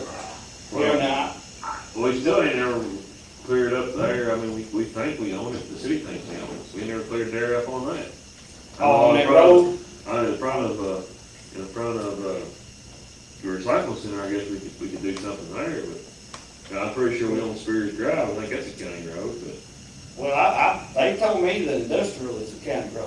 Yeah, industrial and It's our industrial, road. it's county road, and the only thing that the city would be concerned with is that little 30-foot section they were trying to annex for the beehive thing. That's what Which we could go right across that, no big deal, just pave it and be done with it. I looked it over yesterday, and I already asked about doing the striping. I've talked to Todd and Keith and them about getting people to stripe that. I don't know if y'all know this, and I don't want to sit here and bash the city any more than I have to, but they did re-blacktop a couple of streets up here, and I'm not saying that all the streets need re-blacktopping because they don't. These up here, I think Hardin Court and whatever the other street is across there, they blacktopped that. And that wasn't a very big job at all. Y'all right up there and look at it. I mean, it's like from here to the annex. And it's not very long. But this road that we're talking about is on industrial, the entire road probably wouldn't hurt to be blacktopped. Y'all look at it. It's got cracks. It's not holding up well. Now, where you're talking about at a recycling center, for sure, we need to do that. Now, we could probably do that when we blacktop our new road, like next spring, if we want to wait that long. Now, we can blacktop it right now if we vote. I think we need to go ahead and do it now, because the new road we're talking about is not going to interfere with what we're talking about here. It's getting that blacktop in front of the recycling center. So, well, I'm in favor of it. We can start like there at Spears and blacktop what we maintain. All the way back to, almost to the gate. Yeah. All the way back to Sweezy's home. To our property. Wherever our property is. They get torn, on Industrial Drive, they get torn up when they was building the big house. It ain't been Well, good the just whole time. same kind of based off our discussion, it was way earlier in the meeting, you know, should we start having something put in? So like, you know, somebody builds something, there's a road on it, right? It was, no, they didn't care, because Wayne Sweezy's. Oh, they have a big equipment back there. He's been hauling gravel for years and putting those potholes in front of recycling, because he travels it. You know, he knows it's not his road. He continues to do it, it just, you know, it's just gravel, most of it. Yeah, It would enhance the recycling center much. and I mean, it would benefit Beehive. Too, a new business. And if we want to go ahead and bite the bullet and do industrial drive all the way down and repave it, then the recycling center, they need parking lot spaces, lines prepared. They're there now, they're in now, so do it all at once. Sweep or? My plan is when we get the new animal shelter done by Halloween or Thanksgiving or Christmas, whatever, we'll get it done. Around next day. No, it better be before Christmas. We're not on a good start. We're getting there. It's fixing to bust right up wide open. Y'all just hold you. Y'all have fingers. And, but the plan is when the animal control moves out, Brian and Karen, of course, are gonna be fighting over square footage. And, but we're gonna, the plan is to probably move recycling into where those bays are and then have a good cooling room that everybody could share in the whole building. You know, they don't have anywhere to go cool off or eat lunch. Karen refuses to put an air conditioner in her office because she don't want air when the guys is working in the hot. So she sits in there in the hot. But the idea is that we love our dogs. They have a nice air conditioned room to be cool in. But we can, you know, be moving people around that way, and we've already changed. We put the box trailers, and that has helped traffic out there, guys. Where we moved when I say box trailers, the trailers that collect cardboard. We moved them up above, and now people pull in and they don't have the bays all blocked, they don't have the road blocked. That's really helped a whole lot. We're gonna do some transition around there, and it wouldn't hurt a thing if we went ahead and blacktopped it now, if y'all choose to. All right, I'll make a motion to move blacktop, industrial drive and in front of the recycling center and get it repaved, striped. Should we get a cost estimate on it? Well, it's a per ton. It's set per ton anyway. It's set per ton. Because I noticed that none of the stuff that's in the budget is all going to have to be transferred. Well, can, I know that Doug and Karen, be grumbling a little bit, but we can maybe, What's a max cost, do you think? I mean, what is Todd that? get figured up in 10 minutes. I mean, it won't cost what Mitchell Lane cost. It'd be cheaper than that. I mean, I think it needs to be done. And it shouldn't, y'all remember, I don't think they're gonna do it by the next meeting, so just tell Todd to figure it out. Or you think they will? well, if y'all wanna do it while Doug's hunting money to do Mitchell and that little bit on Max and Love Lane, he can hunt the money for this too. All I know. We can set a price limit on it. We don't need to because it's by the ton anyway. However many tons it's gonna take, it's gonna take. I mean, Todd can figure out and give us a real close estimate on what it's gonna cost if we want. I just like cost. Well, I mean, it's, how much, what is it, $80, $81 70 something. 70 something? See, industrial just need that inch and a half of top coat. Yeah, I mean. That goes pretty cheap. Where you might, I think where the cost money is, be, our big price of really cost us to be striking. But I'll second the motion. All right, we got a motion by Jim, seconded by Zach, to a Blacktop Industrial Drive from basically 155 up to the recycling center and to properly prepare the blacktop in front of the recycling center also and to Chris, what strike. asphalt now? Can they fix in front of the ambulance bay when it got blacktop over it? Yeah, we can do that. But,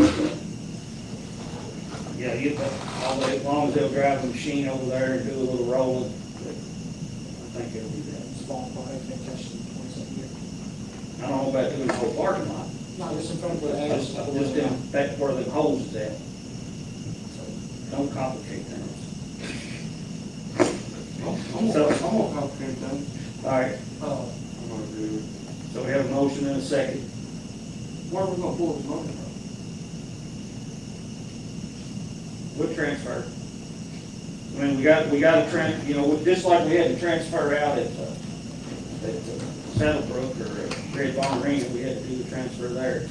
We'll have to transfer the Mitchell. I want to blacktop it, but I just want an estimated cost. It's hard for me to say blacktop it. Well, I'll move to amend the motion and add the words not to exceed $35,000. I second your amendment. All right, we have an amendment on the floor to add the words that the project would not exceed, let's say $35,000? Yes, sir. Yeah. $35,000. Motion by myself, seconded by Will. Any other discussion? I think that'll get it done. It'll get done what it'll get done. All right? No discussion, so now we will vote on the motion as amended, which says to blacktop from 155 up Industrial Drive to in front of the recycling center, and then strike and And not I take care of the stuff the EMS building. yeah, and fix the potholes at the EMS building not to exceed $35,000. I guess I did, Lynn, I'll add that a little bit. I know it's confusing, but I'll add that a little bit in my motion if the seconder agrees, or patch the holes at the EMS building. All right, all those, everybody know what we're voting on? All those in favor of the motion as amended, say, or the amendment, say aye. Aye. Anyone opposed? So the amendment passes. Now we have the motion as amended, which states all of that. We'll do all that, not to exceed $35,000, and we'll patch the recycling center hole, or the holes at EMS. Motion as amended. Any discussion? All those in favor say aye. Aye. Anyone opposed? Motion passes. All right. We're doing our work on getting our roads in shape.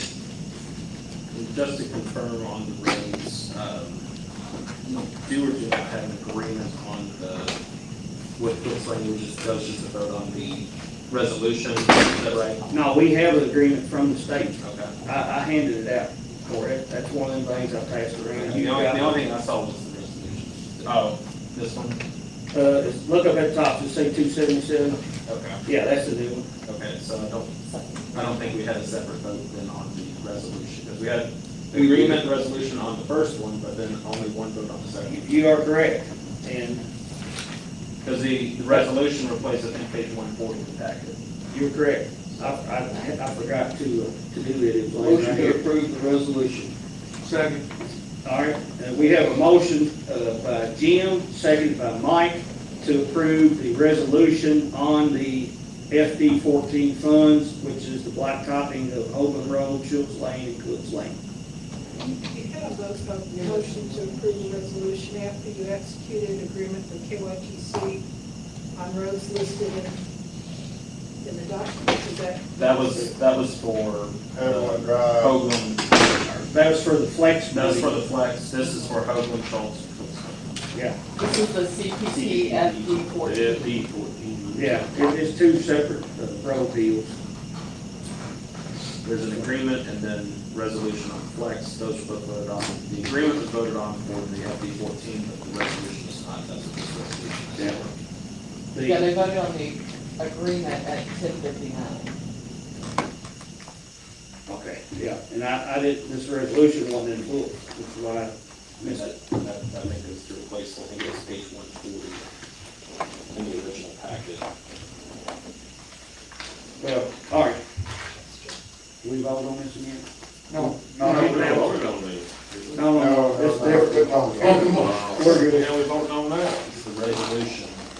The flex needed a vote and a vote on the resolution, and then the former discretionary, we didn't vote on the resolution. Flex, but you did vote on the resolution on this. Oh, okay. It's just the agreement. All right, well, let's vote. All right, all those in favor say aye. Aye. Anyone opposed? Motion passes. Thank you for fixing that, Corey.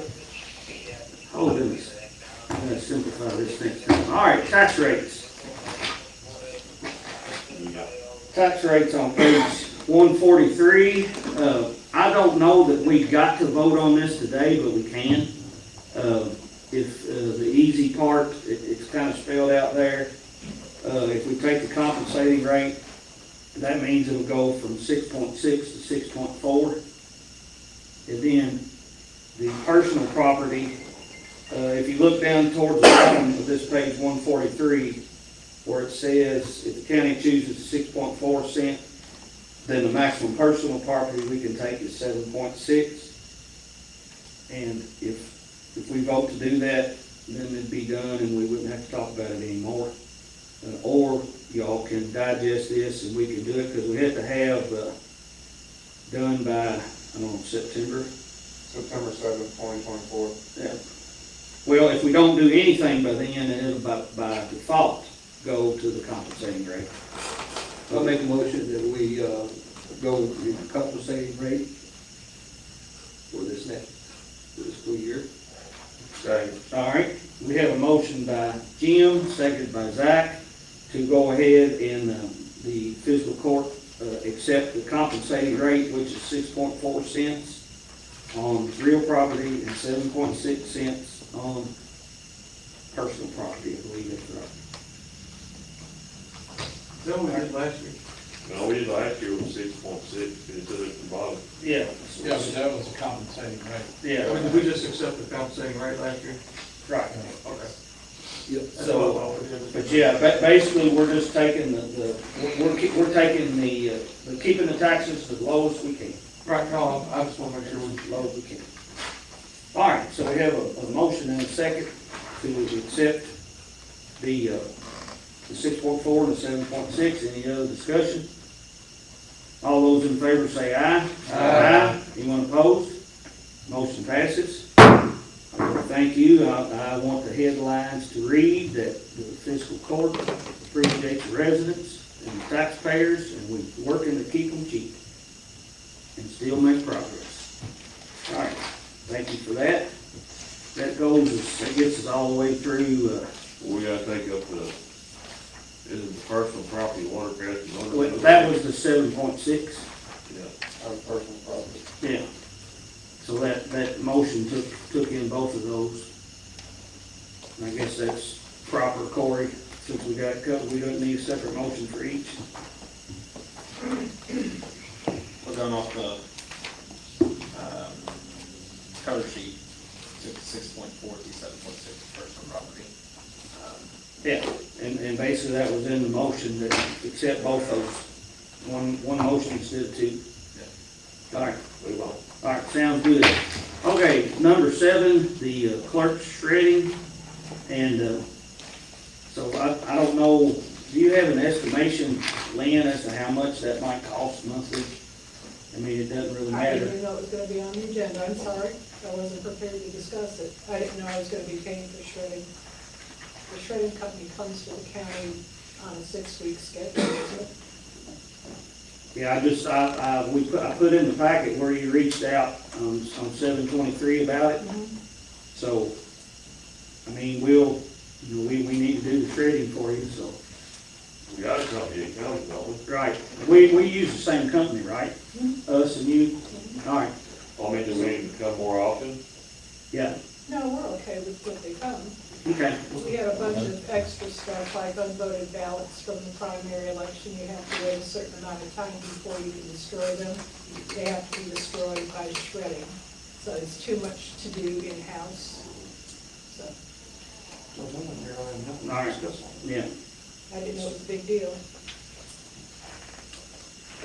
All right, next we have number 8, which is on page 155. I'm glad that last year we participated in the co-op, because actually 2 of the 4 co-op, we already hired Bailey to help us at the animal shelter. Now Joey Dudek would like to go part-time permanent for the coming year. And then I have Emily Schneider that would like to be a co-op in my office starting this coming year. So both these are on the floor for discussion. Motion to approve, the hiring of Joey Duda, pending, I guess, is. Yeah, he's already working for us. So. Just moving through some part-time stuff. You're right. I'll vote to approve this. Both of them. Second. All right, we have a motion by Zach, seconded by Jim, to approve hiring Jody Dudek to go to part-time permanent at a rate of $17.50, and also to approve the co-op Emma Schneider in the judge's office at a $15 wage. All right, any discussion? If we move this guy from co-op to part-time, do we need to talk about getting this another co-op person for part? Well, I think I'm gonna replace that part. I was wondering about, you just made me think, I don't know if we did we do hiring requirements on the co-op kids? I think so. That we did? Okay. Do they need to be updated when we change? I mean, what's your opinion on like Joey? Last year? Has there been a lapse in employment? No. Probably not. But the new co-ops do, The new one. be required, hiring requirements. Yeah, okay. The new one does, but All right. if there's been a lapse in employment, we met the hiring requirements, then it's just really a transfer. Okay. But, I'll do the hiring requirements on Emma. The lady that worked with us last year, has taken another position, I think outside the district. And they had hired and created, well, basically they've got a new position, and I don't remember, but basically they are working with students in late elementary school, middle school, and high school. Now, it's not, the co-ops will just be seniors for us. We're not gonna hire 5th graders. But what they're trying to do is, basically, they're talking to 5th graders and wanting them to try to get their interest, at least in their head. And then they wanna take middle schoolers and take those interests and maybe whittle them down to 5 or 10. And then they want to take a senior and have maybe 3 interests. That way, when they leave, they're going to pursue a career that suits them the best. And that's Leslie Slaughter has this position. But she came and visited last week and was talking about the program. and I told her that moving forward, that I'll be happy to entertain, and that the co-op program was very successful for us, getting us additional help, and also it was successful for the students. Because again, 2 of them, or 2 out of 4 are coming back part-time helpers as they go to college. I know Aaron that was in Corey in my office, he's going out, out of the county to school. So, yeah, they'll be, and as things go along, if you all would like her to ever come make a presentation, she'll sure do it, so. Judge Royal, I'm hired with last county. Yes, We had a, last fiscal, 2 fiscal court meetings ago, we hired the people for the year 12-hour truck, pending their, hiring requirements. Well, one of those people that we hired pending their hiring requirements didn't come back very favorable, so we opted not to go with that person. We hired at the same time Jeffrey Pierce as a part-time EMT, so we offered him the full-time position, so we need to adjust his rate to the 1862. Yeah, hang on, we'll do that after we do this. So, all right, so everyone understand what we're voting on now, Joey Dudek and Emma Schneider? Who's the second on that motion, please? I've got Cotton as the motion. Was it me? I think it was me. It was Jim. So, motion by Zach, seconded by Jim. All right, any other discussion on these 2? All right, hearing none, all those in favor say aye. Aye. Anyone opposed? Motion passes. Now, Chris, we're moving who? Jeffrey Pierce immediately to full-time instead of part-time. Okay. At a rate of 1862. Motion to approve. He has met all the Hiring requirements. All right, we have a motion by Jim, second by, seconded by Dan. Sorry, Dan. Man, what a guy. He wanted that one. But, all right, to move, what was his name? Jeffrey Pierce. Jeffrey Pierce to the full-time at the rate of 1862. When's the 12-hour shift go live? Live Saturday. Saturday. We've already made some runs. There was 13 runs between all the trucks for Saturday and Sunday. Busy. Okay. Well, not a good deal. Good that we have, But the- We did not have to call mutual aid a single time. yeah, that's big. that's very good. All right, so we have a motion and a second to hire Jeffrey Pierce. Jeffrey Pierce for full-time at EMS at 1862. Any discussion? All those in favor say aye. Aye. Anyone opposed? Motion passes. All right, jailer vehicle repairs, this will be quick. We got an estimate over at Mr. Hambrick's, and it was under $1,000. It's not replacing the time chain, so I just told Darrell to go ahead and get it fixed. So hopefully that'll fix it. Why were the other estimates for replacing the timing chain? Well, I asked Darrell, did Mr. Hambrick hook it up to a machine? He said yes. They came to different conclusions. I was gonna say, a timing chain, this has got 130,000 miles on it, there, you should never have to replace a timing chain once it's done. You shouldn't, I mean, my wife's Honda Pilot or whatever the thing is, they recommend you replace the timing chain at $100,000. Yeah, they recommend, but that's timing belts too, they at 100,000 miles. So, I mean, I don't know, but I told Scott to have to take it over to Ted, and have him check it out. I don't even, Yeah, he came back and I didn't write down the price because it was under 1,000. I think it was 500 or 600. And he was replacing a few parts. And I said, Darrell, let's go ahead and we'll see if this fixes it or not. Hopefully it will. His machine said it would. All right, so we don't have to take any action on that. GLI, and again, this is from page 159 to 202. And last year, these fellas, the one guy's Clark Welch, there was a lady came with him, I don't remember her name, I didn't write it down, my bad. But they came in my office and made a presentation. Basically what they do, and they do work on our behalf, and they have a funding request.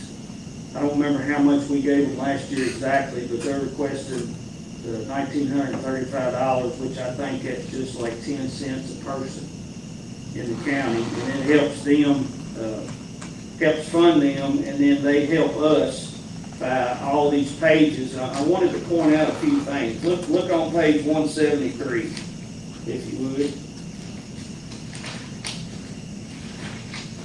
And this was good. And Scott, I'm glad you're in here, because in Spencer County, if you're on 173, violent crime is 0.2 per 1,000 people. The national average is 3.6. I mean, that's a big number for us to be proud of. And whomever gets the pat on the back. I'll give my deputy some credit. And then property crime is 3.22 per 1,000. The national rate is 18.22.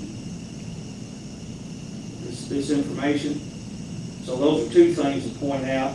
The millennials, we don't have a lot of people ages 25 to 39. We have, in an area our size, we have 3,483, and we should have 4,108. So, I mean, we're almost 1,000 less in that population as far as the characteristic. And then folks retiring, we're a little less. We're at we're a little more. Let's see, there were, the national average is 6,055, we have 6,314.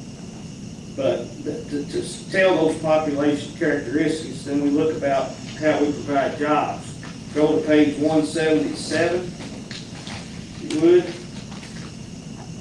And the bold line are jobs that we have. The little line in the middle kind of looks like the cutoff line. If you look at the top one where it says government, that's dead in the center. That's a national average. So in a community our size, the national average is half of what we've got. What this means is the city and the county and the school system is the biggest employer. But look down at the bottom. Look down where it says educational services. Now that would be like, post K through 12. And look at management companies.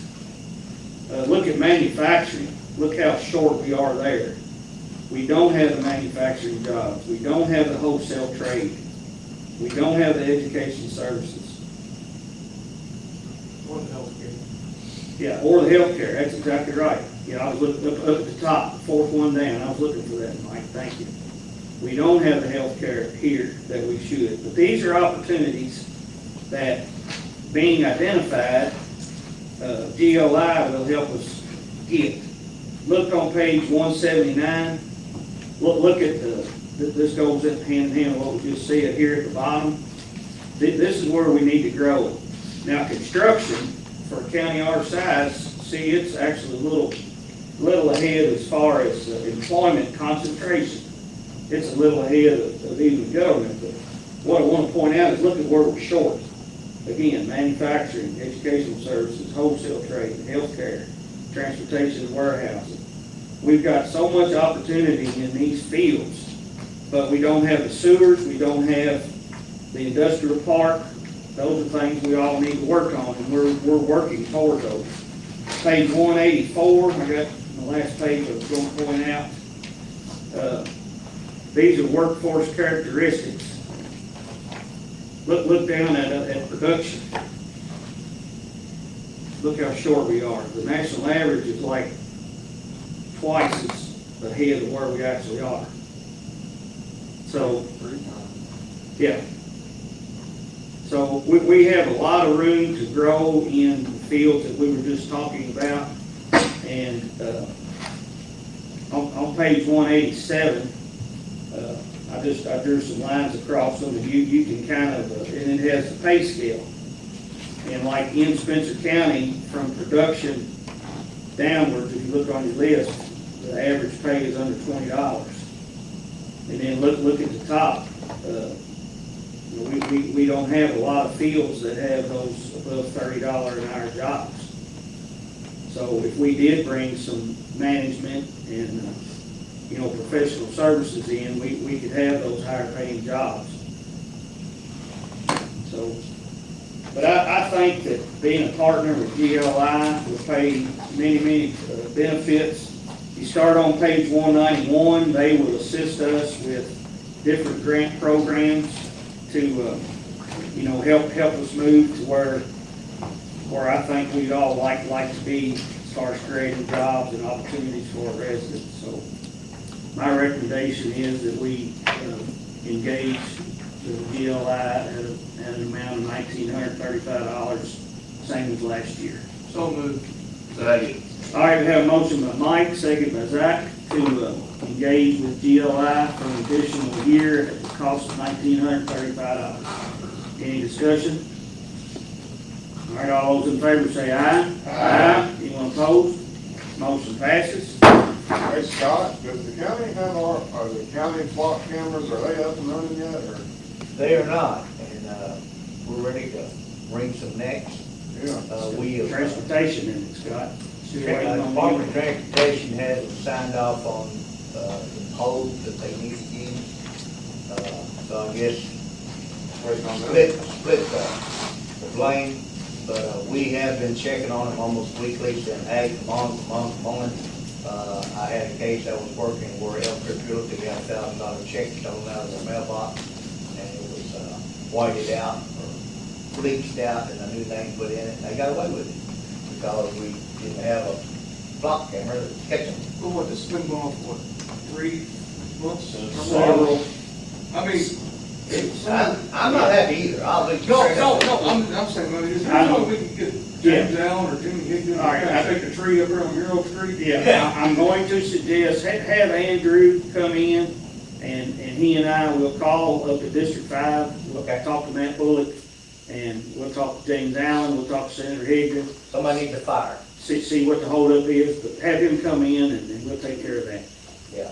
So, Yeah. but I agree with you, Mike. They're Hopefully this- extremely important, they need to be in it a long time ago. I mean, we bought them, I think in February, because March was an installation 3 month or something like that. Yeah. And here we are, August. Well, it's something like this, so you get it directly impacts public safety and solving crimes and making our community back whole again when things are stolen. I mean, we don't be dragging our feet, a bunch of people putting out pencils up. I talked to the lady who sold them to us. She's no longer there. Just about, okay, I talked to her a couple of weeks ago. I used to see her every week at church, but, she said that the Department of Transportation is a big holdup everywhere. Yeah. Don't get me started. And they need to, somebody needs to change that. All it is, okay, can we use your pole? That'll be a signature and done. That'll be quick and easy and. Especially when you're not trying to get authorization for a private entity, you know. Right, and I mean, it's for public safety, and I mean, the damn pole, it ain't, hell, Well, this week is the governor's issue thing, so I'll see some people there too, okay, planning to go to that. I appreciate it. Tell Andrew to. We have not forgot about them, it's on our plate every day, and we're way past one. Okay, all right, next, page 204, I think we had in the budget to fund multipurpose again anyhow. They are asking that we give them half of it. Motion to approve $20,000 first half of the allotment. Second. All right, we have a motion by Jim, seconded by Zach, to approve the $20,000 installment, which is the first half to multipurpose. Any discussion? All those in favor say aye. Aye. Anyone opposed? Motion passes. All right, next we have the bills and transfers. I had just a few things to point out. Maybe you all do also. On page 208, down towards the bottom, Karen at recycling, of course, she makes her signs, and her machine quit. And one guy said that the computer, the brain was fried, so we was gonna get a new one. Well, when we ordered a new one, it come in, it was damaged. So we said, well, send it back, get a refund. Well, we've got that worked out to where we're getting the refund. And then, since then, we have been able to make signs, and we've been trying to get parts for the other one. But I just wanted to point that out, that's a charge, that should be a credit for that exact amount in an upcoming What page is it on? 208. It's at, About 8 up from the bottom. yeah, 8 up from the bottom. I see it there. All right, and 209, the metal up there, it says Waterford Park door. I'm pretty sure that's the metal that we put on the roof, Yeah, $2,065. I see where we paid, extra expenses for the fence part too. Yeah, yeah, 3,500. If y'all haven't seen that, go take a look at that, it looks wonderful. 214, Did we get the concrete block well, up against it, or? I looked down there and looked, we're gonna have to dig some sod, or they ain't gonna set level. They're about this far. But you all take a look at it and see what we need to do. I mean, I think they'll be better if they was against it. But where they're setting now, they're setting level, and then the dirt gets tall. Well, why don't they just cut the side off, set the box? I mean, Well, what's wrong with it? we can, is that what y'all want? I'll get them to do, Yeah. put the blocks against it. Well, I guess I'll say that's, we want the blocks right up against the fence. Yeah, well, we can do it now, but Yeah. I looked at it and I thought, well, that block will sit there unless we cut the side. Yeah. But, Do you have to cut it out very much next to the fence, like is one spot higher, well, like is you gonna make the I mean, integrity of the fence? some places, but as long as the block is sitting there level and you only cut where the block is, it'll mellow out and be fine, I think. But I'll get that taken care of, because I know that's what we discussed. I was gonna say, you can just cut it all the way even, like across the back, just put the blocks touching and go across. Well, if you have them, well, we was talking about having them touches versus not touching. If you cut it all out, then the fence will be up this high. You know, but if the blocks are solid, Go blocks and solid with that. did we land on having them solid or having them I spaced? don't remember. Why would you not have the blocks together? I thought you could go together to keep the weight of the water off. Well, I know we had that discussion. I thought they were supposed to be solid. Y'all go look at it and then y'all tell me what to do and I'll do it. Okay. I want y'all to look on page 214. The UniFirst bill is under $1,000. Actually, you drive by there. And What you do with that? I thought it was time for I'll be celebration. there later today, though. Yeah, what's up with that? What's Well, there? I just, Where y'all at? Was it in the ordering system? page 214, I think it was a lot of, one fella is no longer with them. He moved out of the state, and now we have new folks. I saw that and I wanted to point that out, that I feel like we got control of that finally. At least we did this month.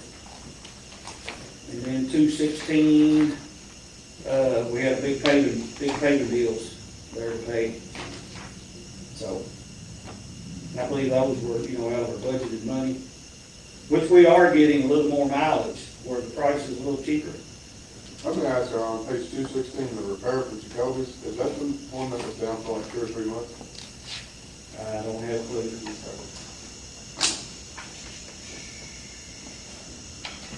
Yeah, that's the $535 one. Yeah, I was just curious, it took them 3 months to figure out a $500 repair. Of course, my takeaway from is I'm happy it's only $500 instead of $5,500. Well, they just had a tractor up there again, so I don't know.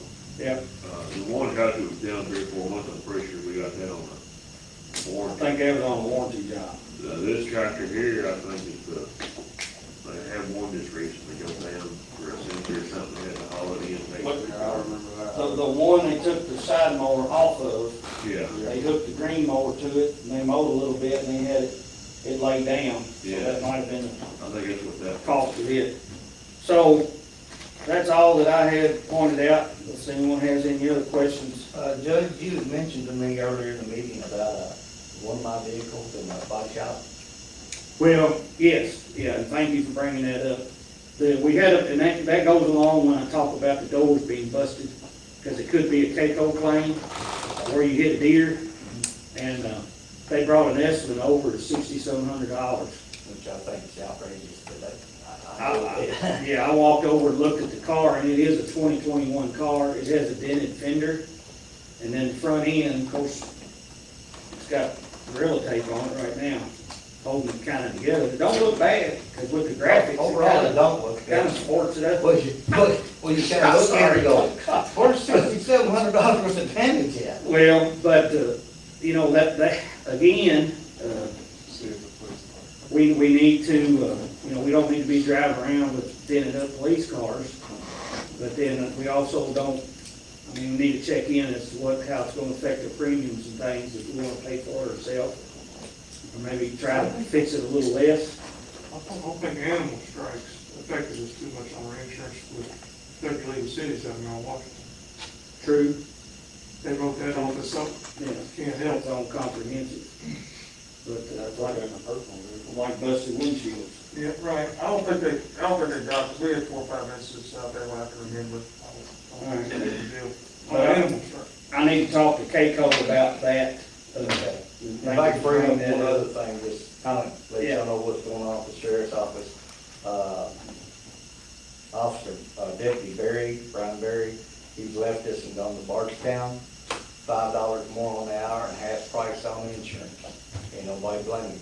That's just what you got to look forward to, that's the competition we have, competition this county has, and I hope we don't get a domino effect of losing guys. I've got some great guys I sure hate to lose, but it's gonna take more money to keep them here. It's just it's constant competition. And so, All right. Motion to pay the bills and make the transfers. Real quick. I was gonna say, I had a question. It's the jailer's car body shop. Is it, That was just for the engine repair that got. Daughters is doing that Yeah. actual engine repair, not We actually worked on it. Oh, he's talking about the bill. talking about the bill? Yeah, we worked on it the other day, and then before we got the bid on the time change. It needed something else too. I forgot what it was exactly, but, yeah, I see it right here, that's 1656, I forget what that was. But, motion to pay the bills, make the transfers. Zach already said that. Zach, Second it then. all right, Zach made the motion to pay the bills and transfers and invoices, and then seconded by Mike. Any discussion? All those in favor say aye. Aye. Anyone opposed? Motion passes. Which executive session we need to go in, Corey? B and C, 61 and 810. All right, B and C. Motion to go into executive session pursuant to KRS 61.8, 10, B, and C. Second. All right, we have a motion by Zach, seconded by Mike to go in executive session, KRS 61.810, letters B and C, which discusses real property and pending litigation. This needed favorable or amendable. All those in favor say aye. Aye. Anyone opposed? Motion carries.